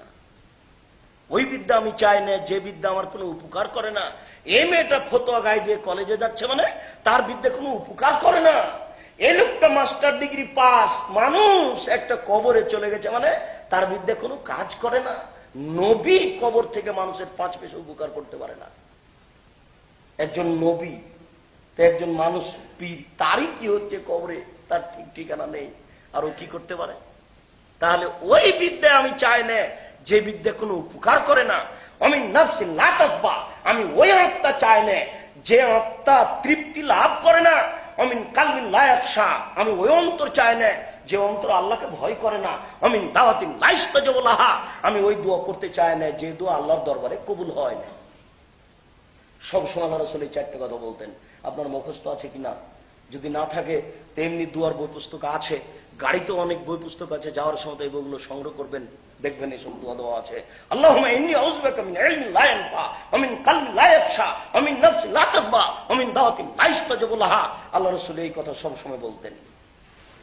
ইফাতুন ফি তাওমাতিন, বৈধ রুজি আছে যার সবকিছু আছে তার। বৈধ রুজি আছে যার সবকিছু আছে তার। বৈধ রুজি আছে যার সবকিছু আছে তার। বৈধ রুজি বড় কঠিন। যাকারা রাসূলুল্লাহ সাল্লাল্লাহু আলাইহি ওয়াসাল্লাম রাজুলান ইতুরি সাফারা আসাসা আকবারা ওয়া মুদ্দা ইয়াদাই ওয়া ইয়াকুল রাব্বি রাব্বি। একটা লোক বিপদে আছে, সফরে আছে, বিপদে আছে, ঠিক মতো গোসল করেনি, মাথার চুলগুলো এলোমেলো হয়ে আছে। ঠিক মতো গোসল করেনি, মাথার চুলগুলি এলোমেলো হয়ে আছে, বড় বিপদে পড়েছে। এই সময়ে হাত তুলে আল্লাহর দরবারে প্রার্থনা করছে। বিপদে পড়ে হাত তুলে প্রার্থনা করতে হয়। বিপদে পড়ে হাত তুলে প্রার্থনা করে বলছে, রব্বি আমি বড় বিপদগামী, তুমি আমাকে উদ্ধার করো।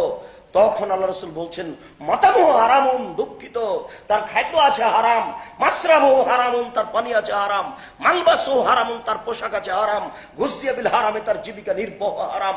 আন্না ইস্তাজাবু লাহু, তার দোয়া কি করে কবুল হতে পারে?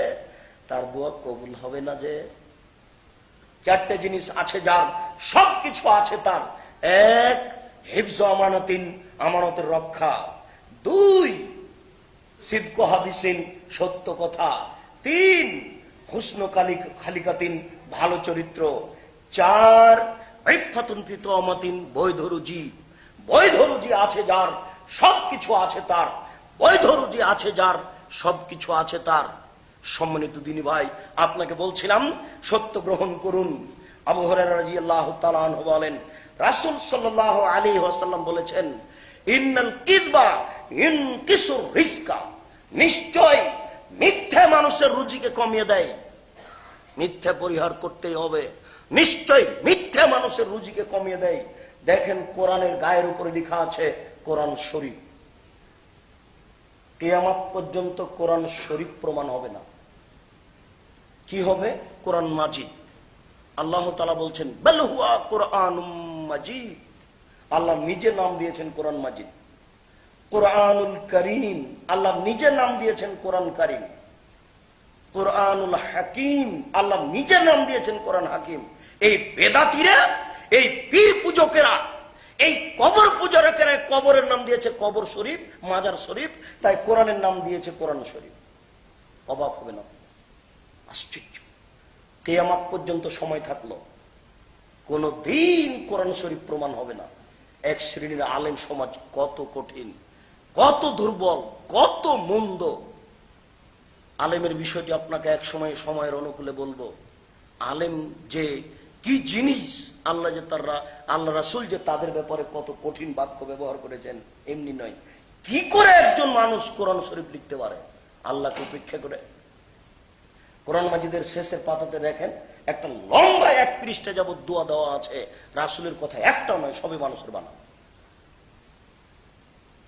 আল্লাহ রাসূল কোরআন তেলাওয়াত শেষ করলে বলতেন সুবহানাকা আল্লাহুম্মা ওয়া বিহামদিকা আশহাদু আল্লা ইলাহা ইল্লা আনতা আস্তাগফিরুকা ওয়া আতুবু ইলাইক। ওই 1 পৃষ্ঠা যাবত লিখেছে, একটা কথাও রাসূলের নয়।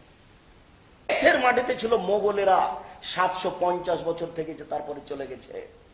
এই দেশের মাটিতে থেকেছে ইংরেজ, 190 বছর, তারপর চলে গেছে। এই দেশের মাটিতে ছিল পাকিস্তানিরা, 24 বছর থেকেছে, তারপর চলে গেছে।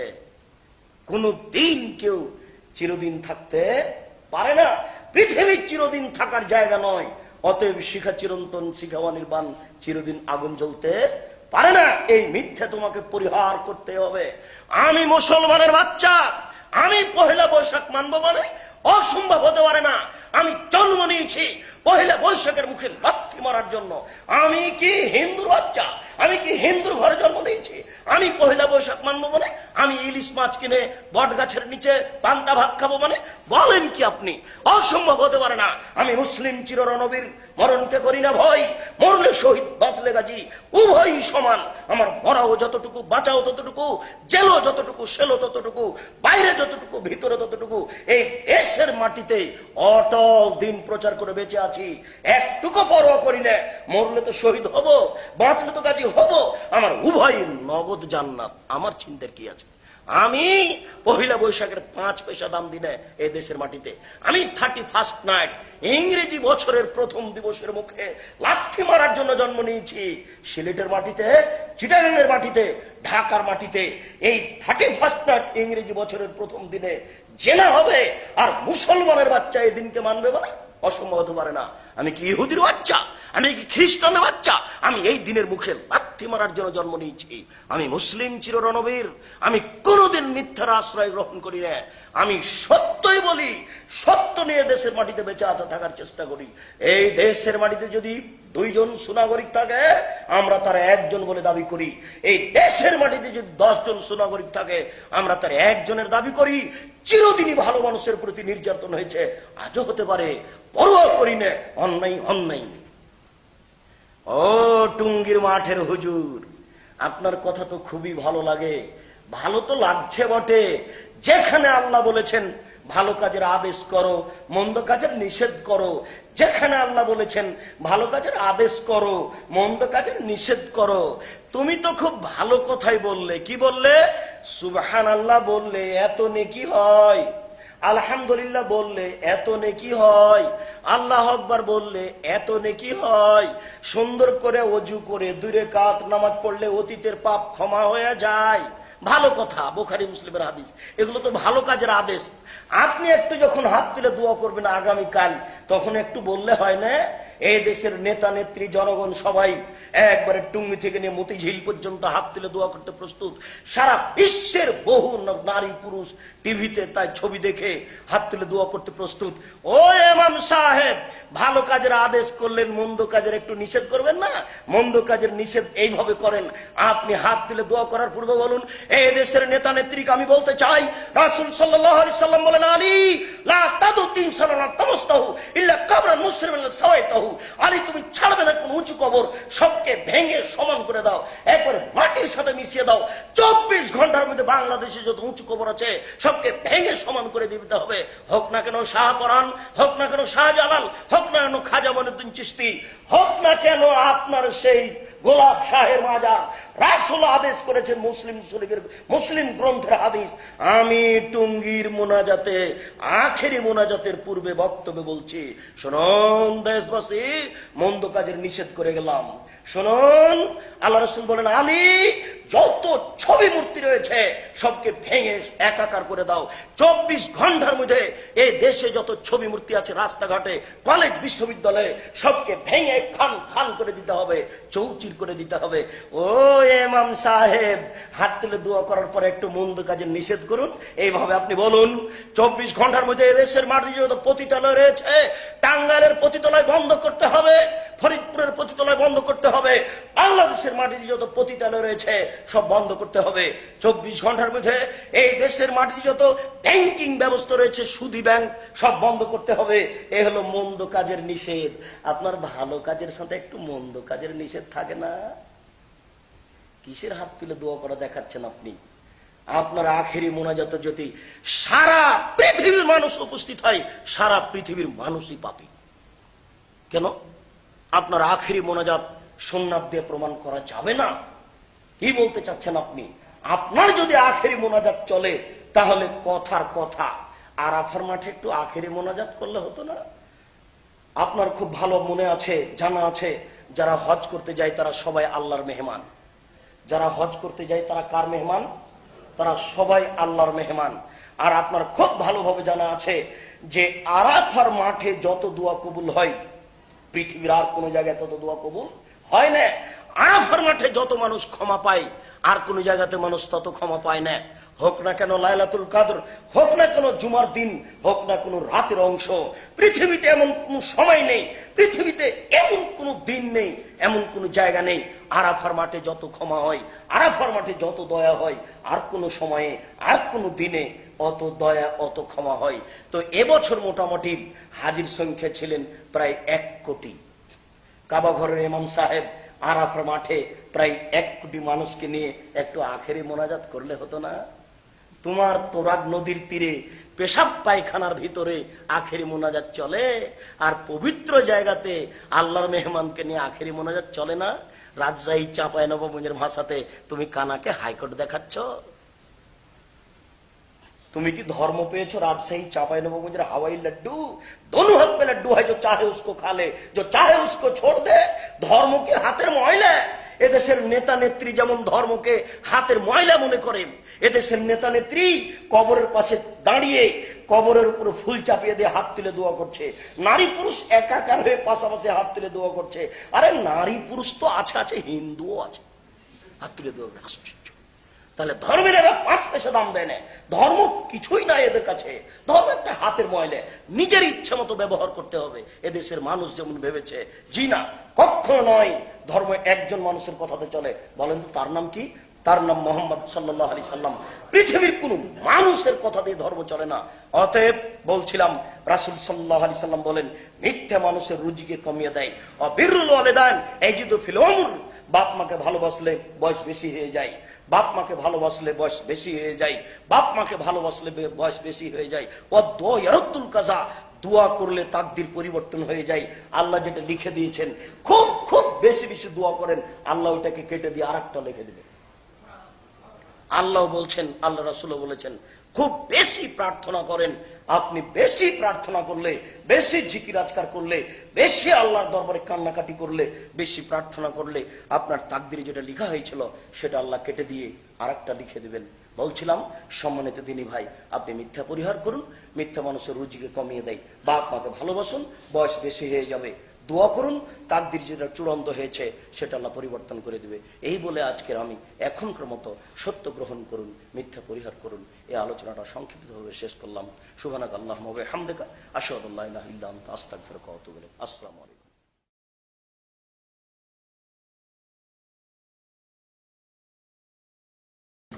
মোহতারাম সাহেব, আসসালামু আলাইকুম। প্রশ্ন আসছে, ইমামের পেছনে মুক্তাদির সূরা ফাতিহা পাঠ করার হুকুম কি? মুক্তাদি যদি সূরা ফাতিহা পাঠ করতে ভুলে যায় তাহলে তার হুকুম কি, এবং মুক্তাদি যদি ইচ্ছাকৃতভাবে সূরা ফাতিহা পাঠ না করে তাহলে তার বিধান কি? দলিল সহ জানতে চাই। শুকরিয়া, জাযাকুমুল্লাহ খায়ের। এক ভাই জিজ্ঞাসা করেছেন যে ইমামের পিছনে মুক্তাদি হয়ে সূরা ফাতিহা পড়ার হুকুম কি, বা কেউ যদি সূরা ফাতিহা পড়তে ভুলে যায় তাহলে তার হুকুম কি? উবাদা ইবনে সামিত রাদিয়াল্লাহু তাআলা আনহু বলেন, রাসূল সাল্লাল্লাহু আলাইহি ওয়াসাল্লাম বলেছেন, ইমামের পিছনে যে ব্যক্তি সূরা ফাতিহা পড়বে না, ইমামের পিছনে নয়, বরং তিনি বলছেন যে আল্লাহ রাসূল বলেছেন যে ব্যক্তি সূরা ফাতিহা পড়বে না তার সালাত হবে না। এই হাদিসের ভিত্তিতে ইমাম বুখারী তার অধ্যায়ে উল্লেখ করেছেন যে একাই হোক, মুক্তাদি হোক, প্রকাশ্য কেরাত হোক আর অপ্রকাশ্য কেরাত হোক, বাড়িতে হোক সফরে হোক, যেখানেই হোক না কেন সূরা ফাতিহা পড়তেই হবে। ইচ্ছাকৃত কেউ যদি সূরা ফাতিহা ছেড়ে দেয় তাহলে তার সালাত হবে না। তার সাথে আল্লাহ বিচারের মাঠে কি আচরণ করবেন তা আল্লাহই ভালো জানেন। তবে কেউ যদি সূরা ফাতিহা ভুলে যায় তাহলে তার সালাত হবে। কেন? ভুলে যাওয়ার বিষয়টি আল্লাহ তাকে কঠিন ভাবে ধরবেন না, এটা তার উপরে চাপিয়ে দেওয়া হয়নি। ভুলে যাওয়া বিষয়টি মাপের মধ্যে গণ্য। জাযাকাল্লাহ। মসজিদে গিয়ে ইমাম সাহেবকে রুকুতে পেলে এবং রুকুতেই শামিল হলে নামাজ পরিপূর্ণ হবে কিনা? রুকু রাকাত কিনা, আমার এক ভাই জিজ্ঞাসা করেছেন, রুকু রাকাত কিনা। রুকুকে যদি আমরা পেয়ে যাই তাহলে রাকাত এটা হবে কিনা, গণ্য হবে কিনা। তদন্তের খাতে দেখা যায় একাধিক সহিহ হাদিস দ্বারা এটা প্রমাণও হয় যে রুকু রাকাত। এখানে যে সূরা ফাতিহা হলো না, রাসূল সাল্লাল্লাহু আলাইহি ওয়াসাল্লাম রুকুকে রাকাত বলেই গণ্য করেছেন, এটা তার মর্যাদা। রুকু হলো রাকাতের মর্যাদা রাখে। সূরা ফাতিহা পড়ার সময় পেয়েছে, সূরা ফাতিহা পড়েনি, তখন তার সালাত হবে না।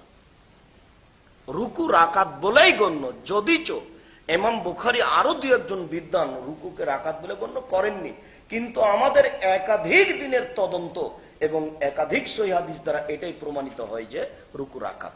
জি, রুকু রাকাত, রুকু পেলে রাকাত বলেই গণ্য হবে। শুকরিয়া, জাযাকাল্লাহ খাইর। আসসালামু আলাইকুম ওয়া রাহমাতুল্লাহ। আমার প্রশ্ন হচ্ছে, আমি নিয়মিত শহরের প্রাণকেন্দ্রে একটা মসজিদে নামাজ পড়ি। নামাজ পড়তে যেতে যখন দু এক রাকাত চলে যায় তখন আমি যাই, প্রায় সময় হয়ে যায় এরকম। নামাজটা যখন শেষ করে ফেলেন ইমাম সাহেব, তখন আমার 2 রাকাত রয়েছে অথবা 3 রাকাত রয়েছে। এমতো অবস্থায় হুজুর দোয়া শুরু করছেন, আমার নামাজে প্রায় সময় ভুল হয়ে যায়। আমার কি নামাজ হচ্ছে, না মসজিদে যাব না, না কি করবো, বললে ভালো। অনেক সময় এদেশের নীতি অনুযায়ী সালাম ফিরার পরে যারা সালাত পায়নি তারা তো দাঁড়িয়ে যাবে সালাত বাকিটুকু পূরণ করার জন্য। এদিকে ইমাম সাহেব হাত তুলে জোরে দোয়া শুরু করেছেন। তো ইমাম সাহেবের এই কাজটি বিদআত। তিনি জোরে চিৎকার করে এভাবে দোয়া জিকির করতে পাবেন না, জিকির চুপে চুপে করতে হবে। একাধিক সহিহ হাদিস, এক জায়গাতে সাহাবীগণ জোরে জিকির করছিলেন, তখন আল্লাহ রাসূল বলেন, এই বল আনফুসাকুম, এই তোমরা চুপে চুপে জিকির করো। ইন্নাকুম লা তাদুনা সামালা গায়েব, তোমরা যাকে ডাকো বধির নয়, তোমরা যাকে ডাকো অন্ধ নয়। ইন্নাকুম তাদুনা সামিয়াম বাসীরা, তোমরা যাকে ডাকছো সবকিছু দেখে, তোমরা যাকে ডাকছো সবকিছু শোনে, অতএব চুপে চুপে জিকির করতে হবে। এই কাজটা ইমামের ভুল। আপনার ভুল হলেও আপনি দাঁড়িয়ে সালাত আদায় করুন, এই ক্ষতি ইমামের হবে। তবে এইরকম মসজিদ যদি নিয়মিত বেদাতি মসজিদ হয়, যাতে আরো আকীদাগত ত্রুটি আছে, তখন আপনি বাড়িতেই সালাত আদায় করুন, বাড়িতে উত্তম হবে। তবে এই মুহূর্তে আপনি সালাত আদায় করুন, এতে যা ক্ষতি হবে তা ইমামের হবে। জি, জাযাকাল্লাহ খায়র। আসসালামু আলাইকুম ওয়া রাহমাতুল্লাহি ওয়া বারাকাতুহু। আমার প্রশ্ন হচ্ছে, সূরা বাকারাতে আছে ওয়াইজ ক্বালা রাব্বুকা লিল মালাইকাতি ইসজুদু লিআদাম ফাসাজাদু ইল্লা ইবলিস। আল্লাহ সমস্ত ফেরেশতাদেরকে সম্বোধন করে বলছিলেন যে আদম আলাইহিস সালামকে সিজদা করো। এখন এখানে তো ইবলিস হচ্ছে মেড অফ জিন, জিন থেকে সে হয়েছে আগে, মেড অফ ফায়ার। হ্যাঁ, তাকে তো বলা হয়নি সিজদা দেওয়ার জন্য, তাহলে সে কিভাবে দোষী হলো? এটা আপনার কাছে জানতে চাচ্ছি। আল্লাহ তাআলা ফেরেশতাদেরকে সিজদা করার জন্য বলেছেন, তো ইবলিসকে তো বলা হয়নি। সেখানে ইবলিস মানে, জি, আসলে ইবলিস তার ইবাদতের ভিত্তিতে, একাধিক হাদিস দ্বারা এটাই প্রমাণিত হয় যে ইবলিস তার ইবাদতের ভিত্তিতেই ফেরেশতাদের মাঝে থাকতো। তো ফেরেশতাদেরকে সিজদা করার জন্য আদেশ করা হয়েছে, তার সাথে সেও অন্তর্ভুক্ত। কিন্তু তার ভিতরে যেটা আসলেই আল্লাহ বিরোধিতা করার একটা গতি লুকিয়েছিল, সেটা প্রকাশ পেয়েছে। সেই সময়ে ফেরেশতাগণ আল্লাহর কথাকে মেনে নিয়েছেন। ইবলিস তার যে গতিতে তাকে সৃষ্টি করা হয়েছে, সেই গতিটা সে প্রকাশ করেছে। সে ফেরেশতা নয়, সে নাকচ করেছে, আমি সিজদা করব না। অন্য জায়গাতে বলা হয়েছে যে আল্লাহ ও তো মাটির তৈরি, ও তো নিম্নমুখী, আমি হচ্ছি আগুনের তৈরি, আমি ঊর্ধ্বমুখী, আমি তার চেয়ে উত্তম, আমি তাকে সিজদা করব কেন? এ বলে তার অহংকার সে প্রকাশ করেছে। সে অহংকারী, সে ভিন্ন পদার্থের, সে তাদের মধ্যে ছিল, এই জন্য তাকে হুকুমের অন্তর্ভুক্ত করা হয়েছে। জাযাকাল্লাহ খায়র। আসসালামু আলাইকুম ওয়া রাহমাতুল্লাহি ওয়া বারাকাতুহু। আমার প্রশ্ন হচ্ছে, নবীজি সাল্লাল্লাহু আলাইহি সাল্লাম যখন মুনাফিকের জানাজা পড়াতে গিয়েছিলেন, আসার পরে আল্লাহ তাআলা আয়াত নাজিল করলেন মুনাফিকের জানাজা পড়ানোর দরকার নাই। তাহলে আমাদের সমাজের অনেক হুজুররা, এই সমাজে যত মুনাফিক আমরা যা বুঝি, মুনাফিক কিংবা কাফের যারা জালেম আছে, ফাসেক আছে, ওদের জানা তো অনেক হুজুরাই পড়ান। তাহলে ওদের পিছে আমাদের জামাত কিংবা নামাজ হবে কিনা? এবং বেশিরভাগ মসজিদেই এরকম হুজুরাই থাকেন। তাহলে আমরা নামাজ কেমনে পড়বো, জামাতটা কেমনে করব? জাযাকাল্লাহ খায়র। কোরআন মাজিদের আয়াত দ্বারা প্রমাণিত হয়, একাধিক সহিহ হাদিস দ্বারা প্রমাণিত হয় যে আব্দুল্লাহ বিন উবাই বিন সলুল একজন বড় মুনাফিক মানুষ। সে তার পুরো জীবনটাই রাসূলের বিরোধিতাতে কাটিয়েছে, বহু পরিবেশ নষ্ট করেছে। তার একটা ছেলে ছিল আব্দুল্লাহ, বাপের নাম আব্দুল্লাহ, ছেলের নাম আব্দুল্লাহ, আব্দুল্লাহ ইবনে উবাই ইবনে সলুল। ঘটনাটা এরূপ, বাপের নাম আব্দুল্লাহ, ছেলের নামও আব্দুল্লাহ। এবার যখন মুনাফিক আব্দুল্লাহ মারা গেল, তখন তার ছেলে আব্দুল্লাহ আবার মুসলমান, খাঁটি মুসলমান, একজন খাঁটি সাহাবী। তো রাসূলকে গিয়ে বললেন, আল্লাহ রাসূল, আমার পিতার জানাজাটা করে দেন। আল্লাহ রাসূল যাওয়ার জন্য প্রস্তুতি নিলেন। কেন?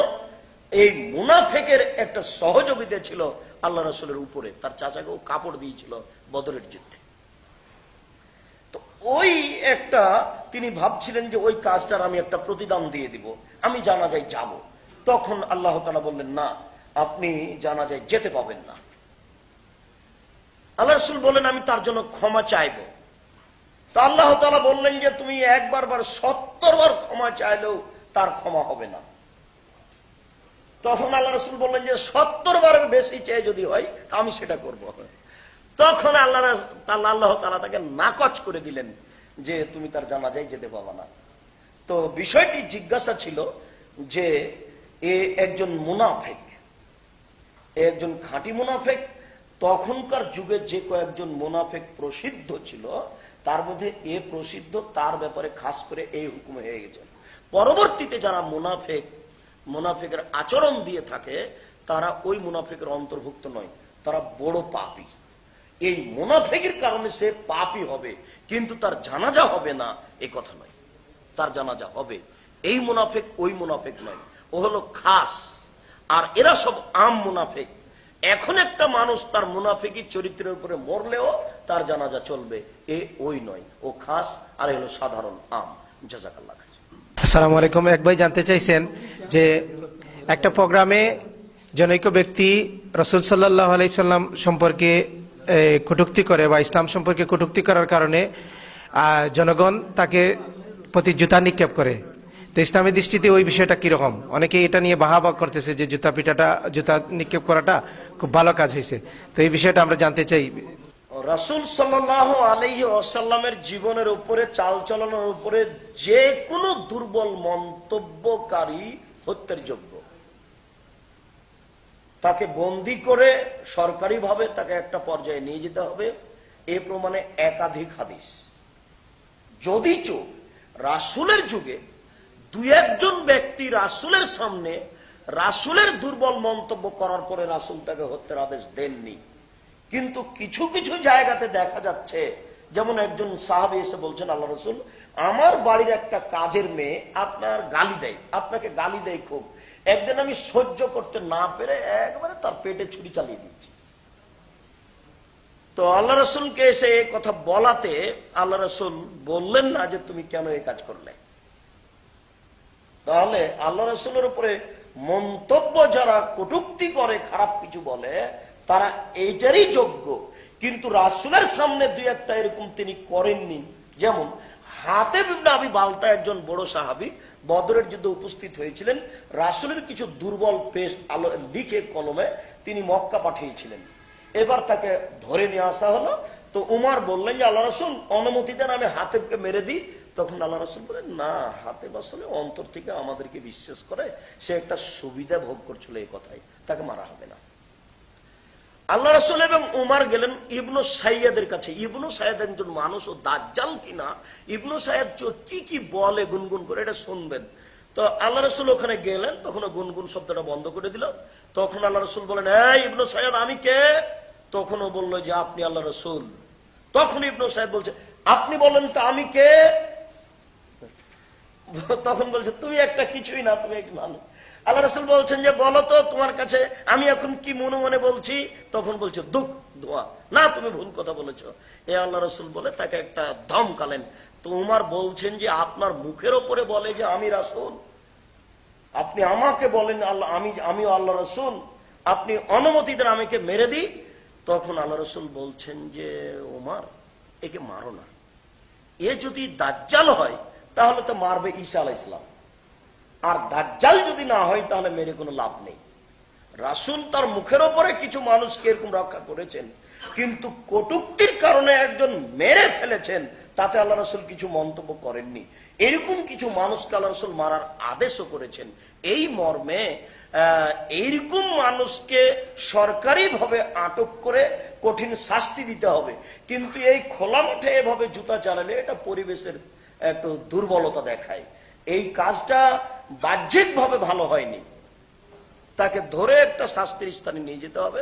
খোলা মাঠে এটা করলে এটা শরীয়তের দৃষ্টিতে দুর্বল দেখাবে আর কি, এটা পছন্দ হয়নি। তবে এইসব মানুষ এই একটা কঠিন শাস্তির যোগ্য, তাকে সরকারিভাবে ধরে একটা হুকুমে নিয়ে যেতে হবে সরকারিভাবে। জাযাকাল্লাহ। আসসালামু আলাইকুম রহমতুল্লাহ।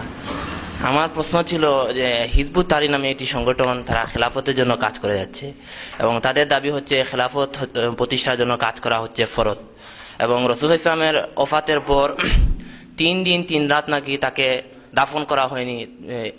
এই জন্য যে সাহাবীরা মিলে সবাই এই আলোচনা করছিলেন কাকে খলিফা নির্বাচন করা যায়, এই হাদিসটা সত্য কিনা না, এটা আমার প্রশ্ন। আর আরেকটা কথা হচ্ছে যে ওই হাদিসের ভিত্তিতে ওনারা বলেন 3 দিন 3 রাতের ভিতরে যদি খলিফা নির্বাচন করা না হয় তাহলে খেলাফতের জন্য কাজ করা ফরজে আইন হয়ে যায়, আর না হলে ফরজে কেফায়া, নেতৃস্থানীয় লোকেরা খেলাফতের জন্য কাজ করবে 3 দিন 3 রাতের ভিতরে।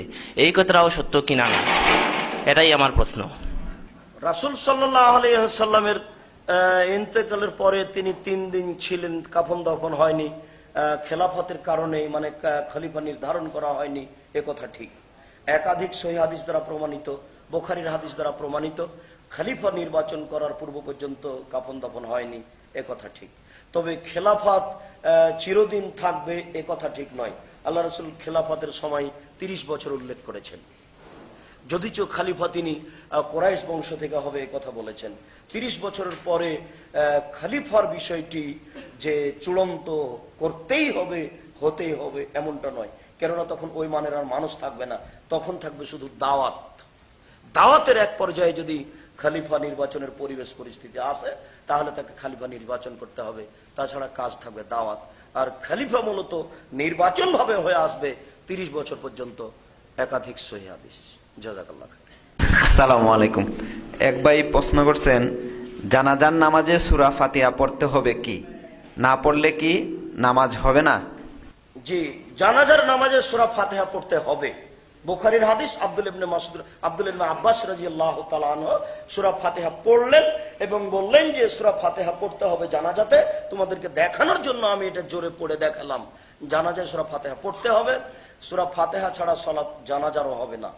এটা একটা কৌশল, ফিকহ ভিত্তিক কথা চলছে, একটা রাসূলের সুন্নাতকে উপেক্ষা করার কৌশল। আপনার প্রথমে সানা ছাড়াই আউযুবিল্লাহ বিসমিল্লাহ বলে সূরা ফাতিহা পড়তে হবে, বিসমিল্লাহ বলে একটা সূরা পড়তে হবে, তারপর আল্লাহু আকবার বলে দুরূদ পড়তে হবে, তারপর আল্লাহু আকবার বলে বিশেষ দোয়াটি পড়ে আল্লাহু আকবার বলে সালাম ফিরতে হবে। জাযাকাল্লাহ খাইর। আসসালামু আলাইকুম। আমার একটা প্রশ্ন ছিল, আমি প্রায় 2-3 জন মুফতির কাছে গেছি। আমার প্রশ্নটা হচ্ছে গিয়া, একজন মহিলাকে একটা পুরুষ জোরপূর্বকভাবে তালাক দেওয়া হয়েছে এবং এটা তার ছোট স্ত্রীর ভাইরাই তালাক দিছে, এবং আমি 2 জন মুফতির কাছে গেছিলাম, ওনারা বলছে এটা নাকি হয়ে গেছে। তো আমি আপনার কাছে জানতে চাইছি, এটা কি তালাক হয়ে গেছে? জাযাকাল্লাহ খাইর। একজন মানুষকে জোর করে তার স্ত্রীকে তালাক দিতে বাধ্য করা হয়েছে, একে বলা হয় তালাকে মুকরাহ। জোরপূর্বক তালাকে বাধ্য করা হলে সে তালাক হবে না, সে তালাক বাতিল হয়েছে। আবু দাউদের সহিহ হাদিস, এই হাদিসের ভিত্তিতে জোরপূর্বক তালাক হয় না। 3 শ্রেণীর মানুষের উপরে শরীয়ত উঠিয়ে নেওয়া হয়েছে। তার একটা হচ্ছে যে ঘুমিয়ে আছে, ঘুমের বসতে যা কিছু করা হয়েছে সেটা প্রযোজ্য নাই। তার একটা হচ্ছে পাগল, যে পাগল অবস্থায় যা কিছু বলেছে তার কথা গ্রহণীয় হবে না। আর একটা হচ্ছে যাকে তা কোনো কাজে বাধ্য করা হয়েছে, সে ইচ্ছাধীন করেনি, সেটা তার উপরে প্রযোজ্য হবে না। অতএব জোর করে যে তালাক নেওয়া হয়েছে সে তালাক বাতিল। বিবাহ আজও প্রযোজ্য আছে, নির্দ্বিধায় সে তার সংসারে ফিরে যেতে পারে। জি, জাযাকাল্লাহ খাইর। আসসালামু আলাইকুম। আমার 2টা জিজ্ঞাসা। রাসূল সাল্লাল্লাহু আলাইহি ওয়াসাল্লাম বলেছেন আউয়াল ওয়াক্তে নামাজ সালাত আদায় করার জন্য, আর এদিকে জামাতে সালাত আদায় করারও সওয়াব অনেক বেশি। তো আমাদের দেশে যেভাবে ওয়াক্ত আগে আসে আর অনেক পরে আজান দিয়ে সালাত আদায় করা হয়, তো এই ক্ষেত্রে আমি কি করব? 1, 2 হলো কোনটা সঠিক, লা ইলাহা ইল্লাল্লাহ মুহাম্মাদুর রাসূলুল্লাহ নাকি লা ইলাহা ইল্লাল্লাহ আন্না মুহাম্মাদুর রাসূলুল্লাহ? ধন্যবাদ। জি, জাযাকাল্লাহ খাইর। সম্মানিত মুরব্বী মানুষ খুব সুন্দর জিজ্ঞাসা করেছেন। তার প্রথম জিজ্ঞাসা হচ্ছে যে আপনার যে আউয়াল ওয়াক্তে সালাত, রাসূল সাল্লাল্লাহু আলাইহি সাল্লাম বলছেন যে আইউল আমলে আফজাল। জিজ্ঞাসা করা হলো সবচেয়ে আমল কোনটি উত্তম? আমল মানুষ তো জীবনে করে, তো সবচেয়ে উত্তম আমল কোনটি? তখন আল্লাহ রাসূল তার উত্তরে বললেন আসসালাতু লিআউয়ালি ওয়াক্তিহা, সালাতকে প্রথম সময়ে আদায় করা হচ্ছে মানুষের জীবনের সবচেয়ে উত্তম আমল। এরপরে আরো 2টা আছে, কিন্তু সবচেয়ে উত্তম আমলের জিজ্ঞাসার উত্তরে আল্লাহ রাসূল বলেছেন যে প্রথম সময়ে সালাত আদায় করতে হবে। জি, সম্মানিত উপস্থিতি, কোন মসজিদে বা কোনো জায়গায় যদি দেখা যায় যে সময়কে একেবারে শেষ করে দিয়ে সালাত আদায় করছে, যেমন আমরা সাধারণত মাযহাবী মসজিদে দেখে থাকি যে আসরের সালাত এবং ফজরের সালাতকে একবারে শেষের দিকে নিয়ে চলে গেছে, এমত অবস্থা আল্লাহ রাসূল পৃথিবীর মানুষকে বাড়িতে সালাত আদায় করার অনুমতি দিয়েছেন। আপনারা এই সময় বাড়িতে সালাত আদায় করে নেন, এরপরে ইচ্ছা হলে আপনি মসজিদে যাবেন, না হলে যাবেন না, এটা আপনার ব্যাপার। নির্ধারিত সময়ে সালাত আদায় করতে হবে, এটাই চূড়ান্ত। সময়কে যখন মানুষ মেরে ফেলবে, ধ্বংস করবে, তখন আপনাকে নির্ধারিত সময়ে সালাত আদায় করে নিতে হবে, এটা রাসূলের আদেশ। পরের অংশ হচ্ছে এই যে লা ইলাহা ইল্লাল্লাহ মুহাম্মাদুর রাসূলুল্লাহ, এই হাদিসটির বর্ণনা সূত্র জয়ীফ। লা ইলাহা ইল্লাল্লাহ ওয়া আন্না মুহাম্মাদুর রাসূলুল্লাহ, এই হাদিস একাধিক, এই দোয়াটি একাধিক সহিহ হাদিস দ্বারা প্রমাণিত। উল্লেখ্য যে কথাটা স্পষ্ট এভাবে বুঝতে হবে, কালেমা তাইয়্যিবা হলো লা ইলাহা ইল্লাল্লাহ, পরের অংশ নয়। যাতে শুধু আল্লাহর সাক্ষী থাকে তাকে বিদ্বানদের ভাষায় কালেমা তাইয়্যিবা বলে, মনে থাকবে না? যাতে শুধু আল্লাহর সাক্ষী থাকে তাকে বিদ্বানদের ভাষাতে কি বলে? কালেমা তাইয়্যিবা, লা ইলাহা ইল্লাল্লাহ, আমি সাক্ষ্য দিচ্ছি আল্লাহ ছাড়া কোনো মাবুদ নেই। আর যাতে আল্লাহ এবং রাসূলের সাক্ষী থাকে তাকে বলে কালেমা শাহাদাত। কালেমা শাহাদাতের তিনটি রূপ। এক, লা ইলাহা ইল্লাল্লাহ মুহাম্মাদুর রাসূলুল্লাহ, এই বর্ণনা ঠিক নয়, মুসনাদ রাখে হাকিম। লা ইলাহা ইল্লাল্লাহ ওয়া আন্না মুহাম্মাদুর রাসূলুল্লাহ, একাধিক সহিহ হাদিস, বুখারী, মুসলিম, আবু দাউদ, নাসাই, তিরমিজি, ইবনে মাজাহ, বায়হাকি, দারিমি, দায়লামি, দারিকুতনি, মুসনাদ ইবনে সাহিবা, সহিহ ইবনে হিব্বান, সহিহ ইবনে আওয়ানা, মুসনাদ রাখে হাকিম, মুসনাদে বাজ্জার, মুসনাদে আহমদ, যত হাদিস গ্রন্থ আছে। তিন, আশহাদু আল্লা ইলাহা ইল্লাল্লাহ ওয়া আশহাদু আন্না মুহাম্মাদুর রাসূলুল্লাহ, এ হলো একটা রূপ। তাহলে কালেমা শাহাদাতকে তিনটা রূপে দেখা যায়, কথা বোঝা যায়নি? একটা রূপ জয়ীফ হাদিস দ্বারা প্রমাণিত, আর দুইটা রূপ একাধিক সহিহ হাদিস দ্বারা প্রমাণিত। এর পরেও লা ইলাহা ইল্লাল্লাহ মুহাম্মাদুর রাসূলুল্লাহ বলা যাবে এই জন্য যে এইরকম হাদিসকে বলা হয় মানান সহিহ, অর্থগত সহিহ। লা ইলাহা ইল্লাল্লাহ মুহাম্মাদুর রাসূলুল্লাহ বললে মানুষ মুশরিক হয়ে যাবে, এই কথা ঠিক নয়। বলা যাবে না, এই কথা ঠিক নয়। তবে এতটুক বলা যায় যে উত্তম হবে লা ইলাহা ইল্লাল্লাহ ওয়া আন্না মুহাম্মাদুর রাসূলুল্লাহ, তার চেয়ে উত্তম হবে আশহাদু আল্লা ইলাহা ইল্লাল্লাহ ওয়া আশহাদু আন্না মুহাম্মাদুর রাসূলুল্লাহ। জাযাকাল্লাহ খায়র। আসসালামু আলাইকুম, আমি মোহাম্মদ হাফিজ।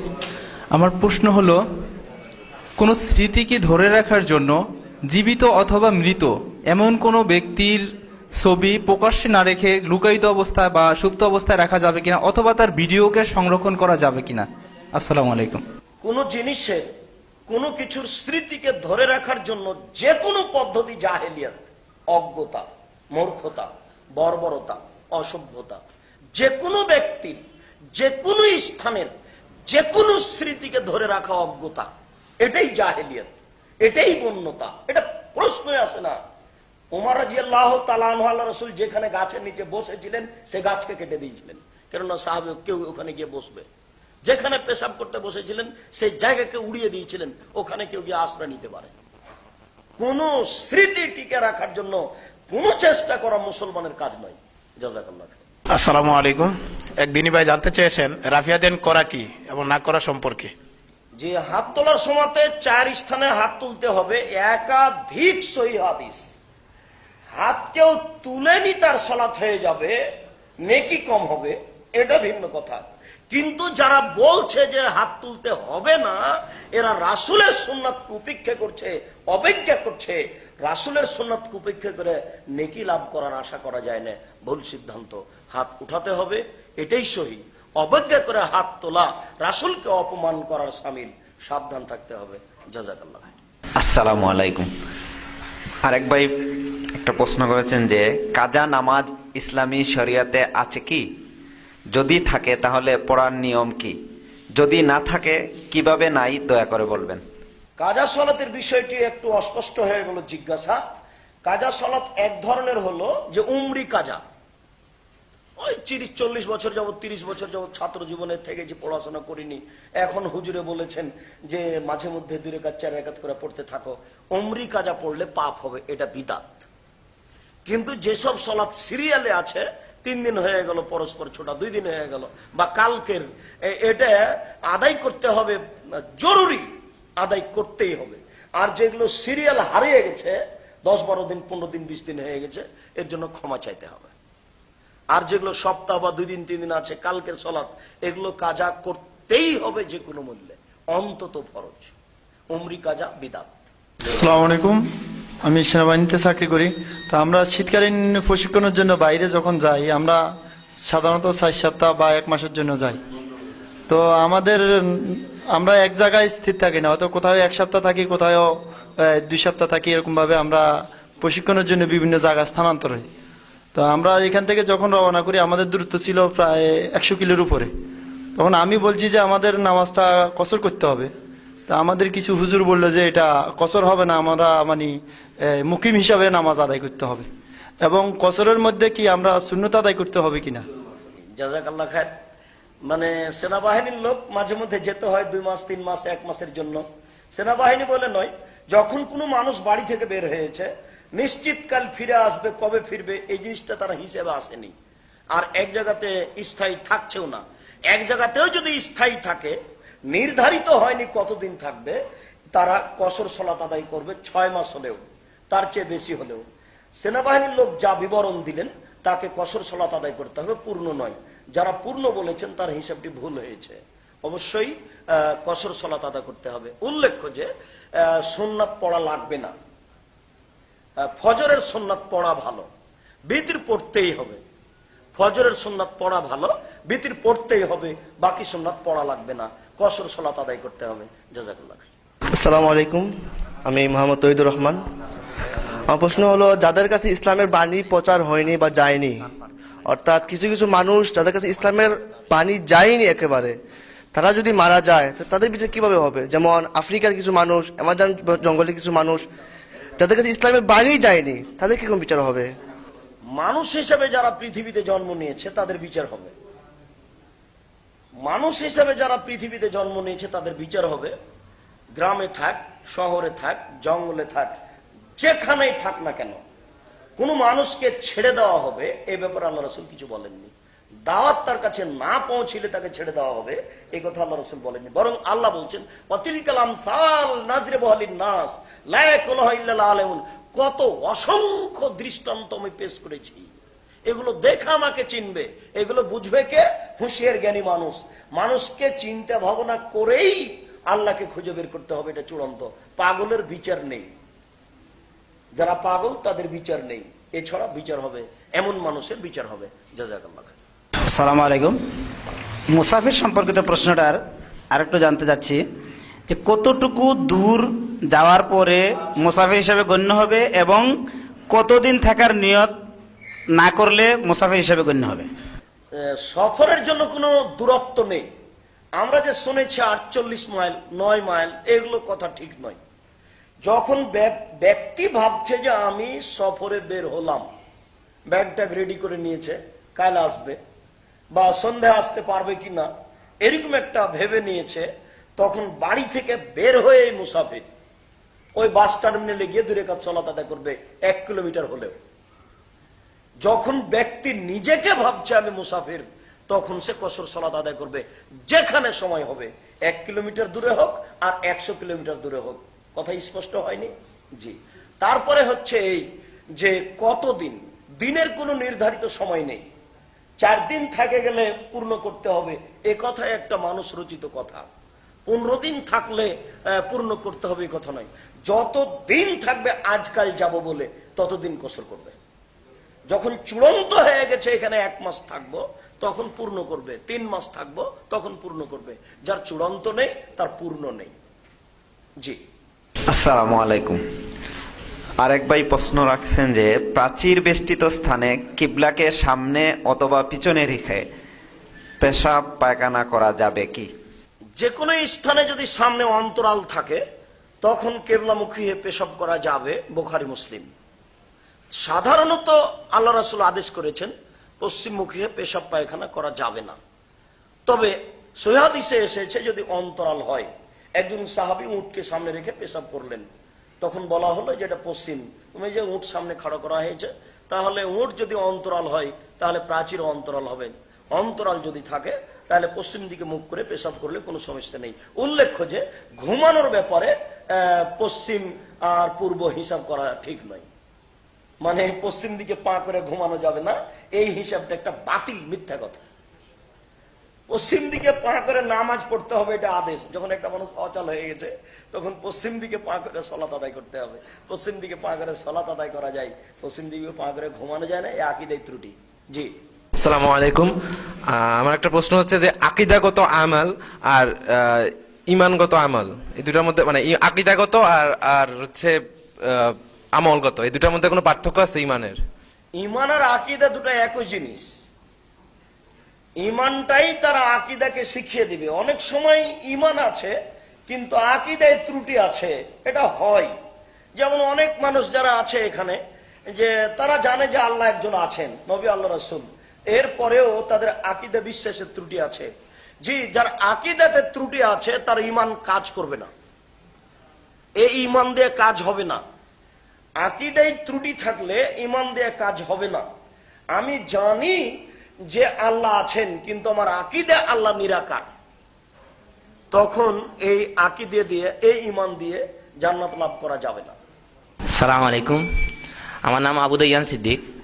আমার প্রশ্ন হচ্ছে যে বলা হয় যে কোরআনে হাফিজ দ্বারা তারা 70 জন ব্যক্তিকে জান্নাতে নিয়ে যাবে, এটা কি সহিহ হাদিস দ্বারা প্রমাণিত? আর কোরআনে হাফিজদের মানে মর্যাদা কি আখিরাতে এবং দুনিয়াতে তাদের মর্যাদা কোরআন হাদিস দ্বারা যদি প্রমাণ করতে? একজন কোরআনের হাফেজ 70 জন বা 10 জন মানুষকে জান্নাতে নিয়ে যাবে, এ হাদিস জাল, মিথ্যা কথা। বিচারের মাঠে হাফেজকে বলবেন আল্লাহ যে তুমি কোরআন তেলাওয়াত করো আর জান্নাতের স্তর স্তর উপরে উঠে যাও, এ হাদিস ঠিক। তাহলে একজন হাফেজের পরকালে মর্যাদা অনেক বেশি। ইহকালে মর্যাদা কি? যত কোরআন পড়বে তত 10 অক্ষরে নেকি পাবে বেশি। হিফজ করার জন্য দুনিয়াতে কোনো পৃথক মর্যাদা নেই। যত কোরআন বেশি তেলাওয়াত করবে তত ইহকালীন মর্যাদা, পরকালীন মর্যাদা, মূলত পরকালীন মর্যাদা। হিফজ হিসেবে ইহকালীন তেমন কিছু নেই। বরং এদেশে যেসব হিফজখানা আছে তার সাথে কোরআন হাদিস শিক্ষা দেওয়ার ব্যবস্থা নেই, এই হিফজখানা বন্ধ করতে হবে। এই হিফজখানায় কোরআন মুখস্থ করার পরে বড় একটা টুপি মাথায় দিয়ে, উপরে একটা লাল মাথা দিয়ে কোরআন তেলাওয়াত করতে গেছে ও মানুষের বাড়িতে, টাকা নিয়ে কোরআন তেলাওয়াত করে আসছে ও। এই দ্বারা ধর্মের কোনো উপকার হবে না, বরং ক্ষতি হবে। জাতি বহু অন্যায়ের মধ্যে পড়ে আছে, বলিষ্ঠ কণ্ঠে জাতির সামনে দাঁড়াতে হবে। জেল, সেল, সুলি, ফাঁসি 5 পয়সা দাম না দিয়ে কোরআন এবং হাদিসকে উন্নত মানের করে শিখে এই জাতির সামনে দাঁড়াতে হবে। যে জাতি পহিলা বৈশাখ মূল্যায়ন করে সেই জাতিকে কবর দেওয়ার জন্য মাঠে নামতে হবে। এই কোরআন মাজিদ মুখস্থ করে মানুষের বাড়িতে মিলাদ করে এসে কোরআনকে ধ্বংস করছে, এরকম হিফজখানা বন্ধ করতে হবে। ওই হিফজখানায় ছেলে রাখতে হবে যেখানে 2 বছর মুখস্থ করার পরে আবার কোরআন হাদিস শিক্ষার ব্যবস্থা আছে। বয়স 14 হয়ে গেছে, ও একটা বড় টুপি মাথা দিয়ে উপরে লাল রুমাল দিয়ে মানুষের বাড়িতে কোরআন তেলাওয়াত করে বেড়াচ্ছে, এটা ধর্মকে ধ্বংস করার কৌশল। জাযাকাল্লাহ খায়র। সর্বশেষ প্রশ্ন, একটা মিডিয়া থেকে জানানো হয়েছে যে যেখানে টয়লেট এবং অজুর জায়গা একই জায়গায় যদি থাকে তাহলে সেখানে টয়লেটের ভিতরে ঢুকে বিসমিল্লাহ বলা যাবে না। তো এই ক্ষেত্রে যেহেতু অনেক জায়গায় অজুর স্থান এবং প্রস্রাব পায়খানার স্থান একত্রিত, এই ক্ষেত্রে আমরা অজু শুরুতে কি বলবো, বিসমিল্লাহ বলবো বা না বললে কি হবে? যা উত্তর হয়েছে তা ভুল হয়ে গেছে। পেশাবখানা, পায়খানা, অজুখানা পৃথক পৃথক হোক, এটা ঠিক, কিন্তু ওর বিসমিল্লাহ বলা যাবে না, দোয়া দরুদ করা যাবে না, এটা ওই টয়লেটের ভিতরের হুকুম নয়। ও যখন পেশাব পায়খানার জন্য বসেছে তখন থেকে না উঠা পর্যন্ত কোনো জিকির করতে পাবে না, কোনো কথা বলতে পাবে না। দোয়া পড়ে বসেছে, দোয়া পড়ে উঠেছে, এর মধ্যে সে কিছু বলতে পাবে না। যখন ও পেশাব পায়খানার কাজ সেরে উঠে গেছে তখন ও ওখানে হলো বিসমিল্লাহ পড়তে পাবে, এটাই ঠিক। কথা বোঝা যায়নি? আমরা পৃথক জায়গা করতে পারি, সেটা ভিন্ন, সেটা রুচিকর, সেটা উত্তম, তবে বলতে পাবে, এটাই ঠিক। শুকরিয়া, জাযাকুমুল্লাহ খায়র। আল্লাহ তুমি আমাদেরকে সঠিক বুঝার ও জানার মানার তৌফিক দান করো, আল্লাহ আমিন। আমাদের যারা মারা গেছে তুমি তাদের কবরের শাস্তি মাফ করো। আমরা যারা অসুস্থ তুমি তাদের আরোগ্য দান করো। আমরা যারা বেঁচে আছি তুমি তাদেরকে সঠিক জানার বুঝার তৌফিক দান করো। এ দাবি, এ দাওয়া, এই দোয়া তোমার দরবারে রেখে আজকের সংক্ষিপ্ত আলোচনা এখানে শেষ করলাম। সুবহানাকা আল্লাহুম্মা ওয়া বিহামদিকা আশহাদু আল্লা ইলাহা ইল্লা আনতা আস্তাগফিরুকা ওয়া আতুবু ইলাইক। আসসালামু আলাইকুম।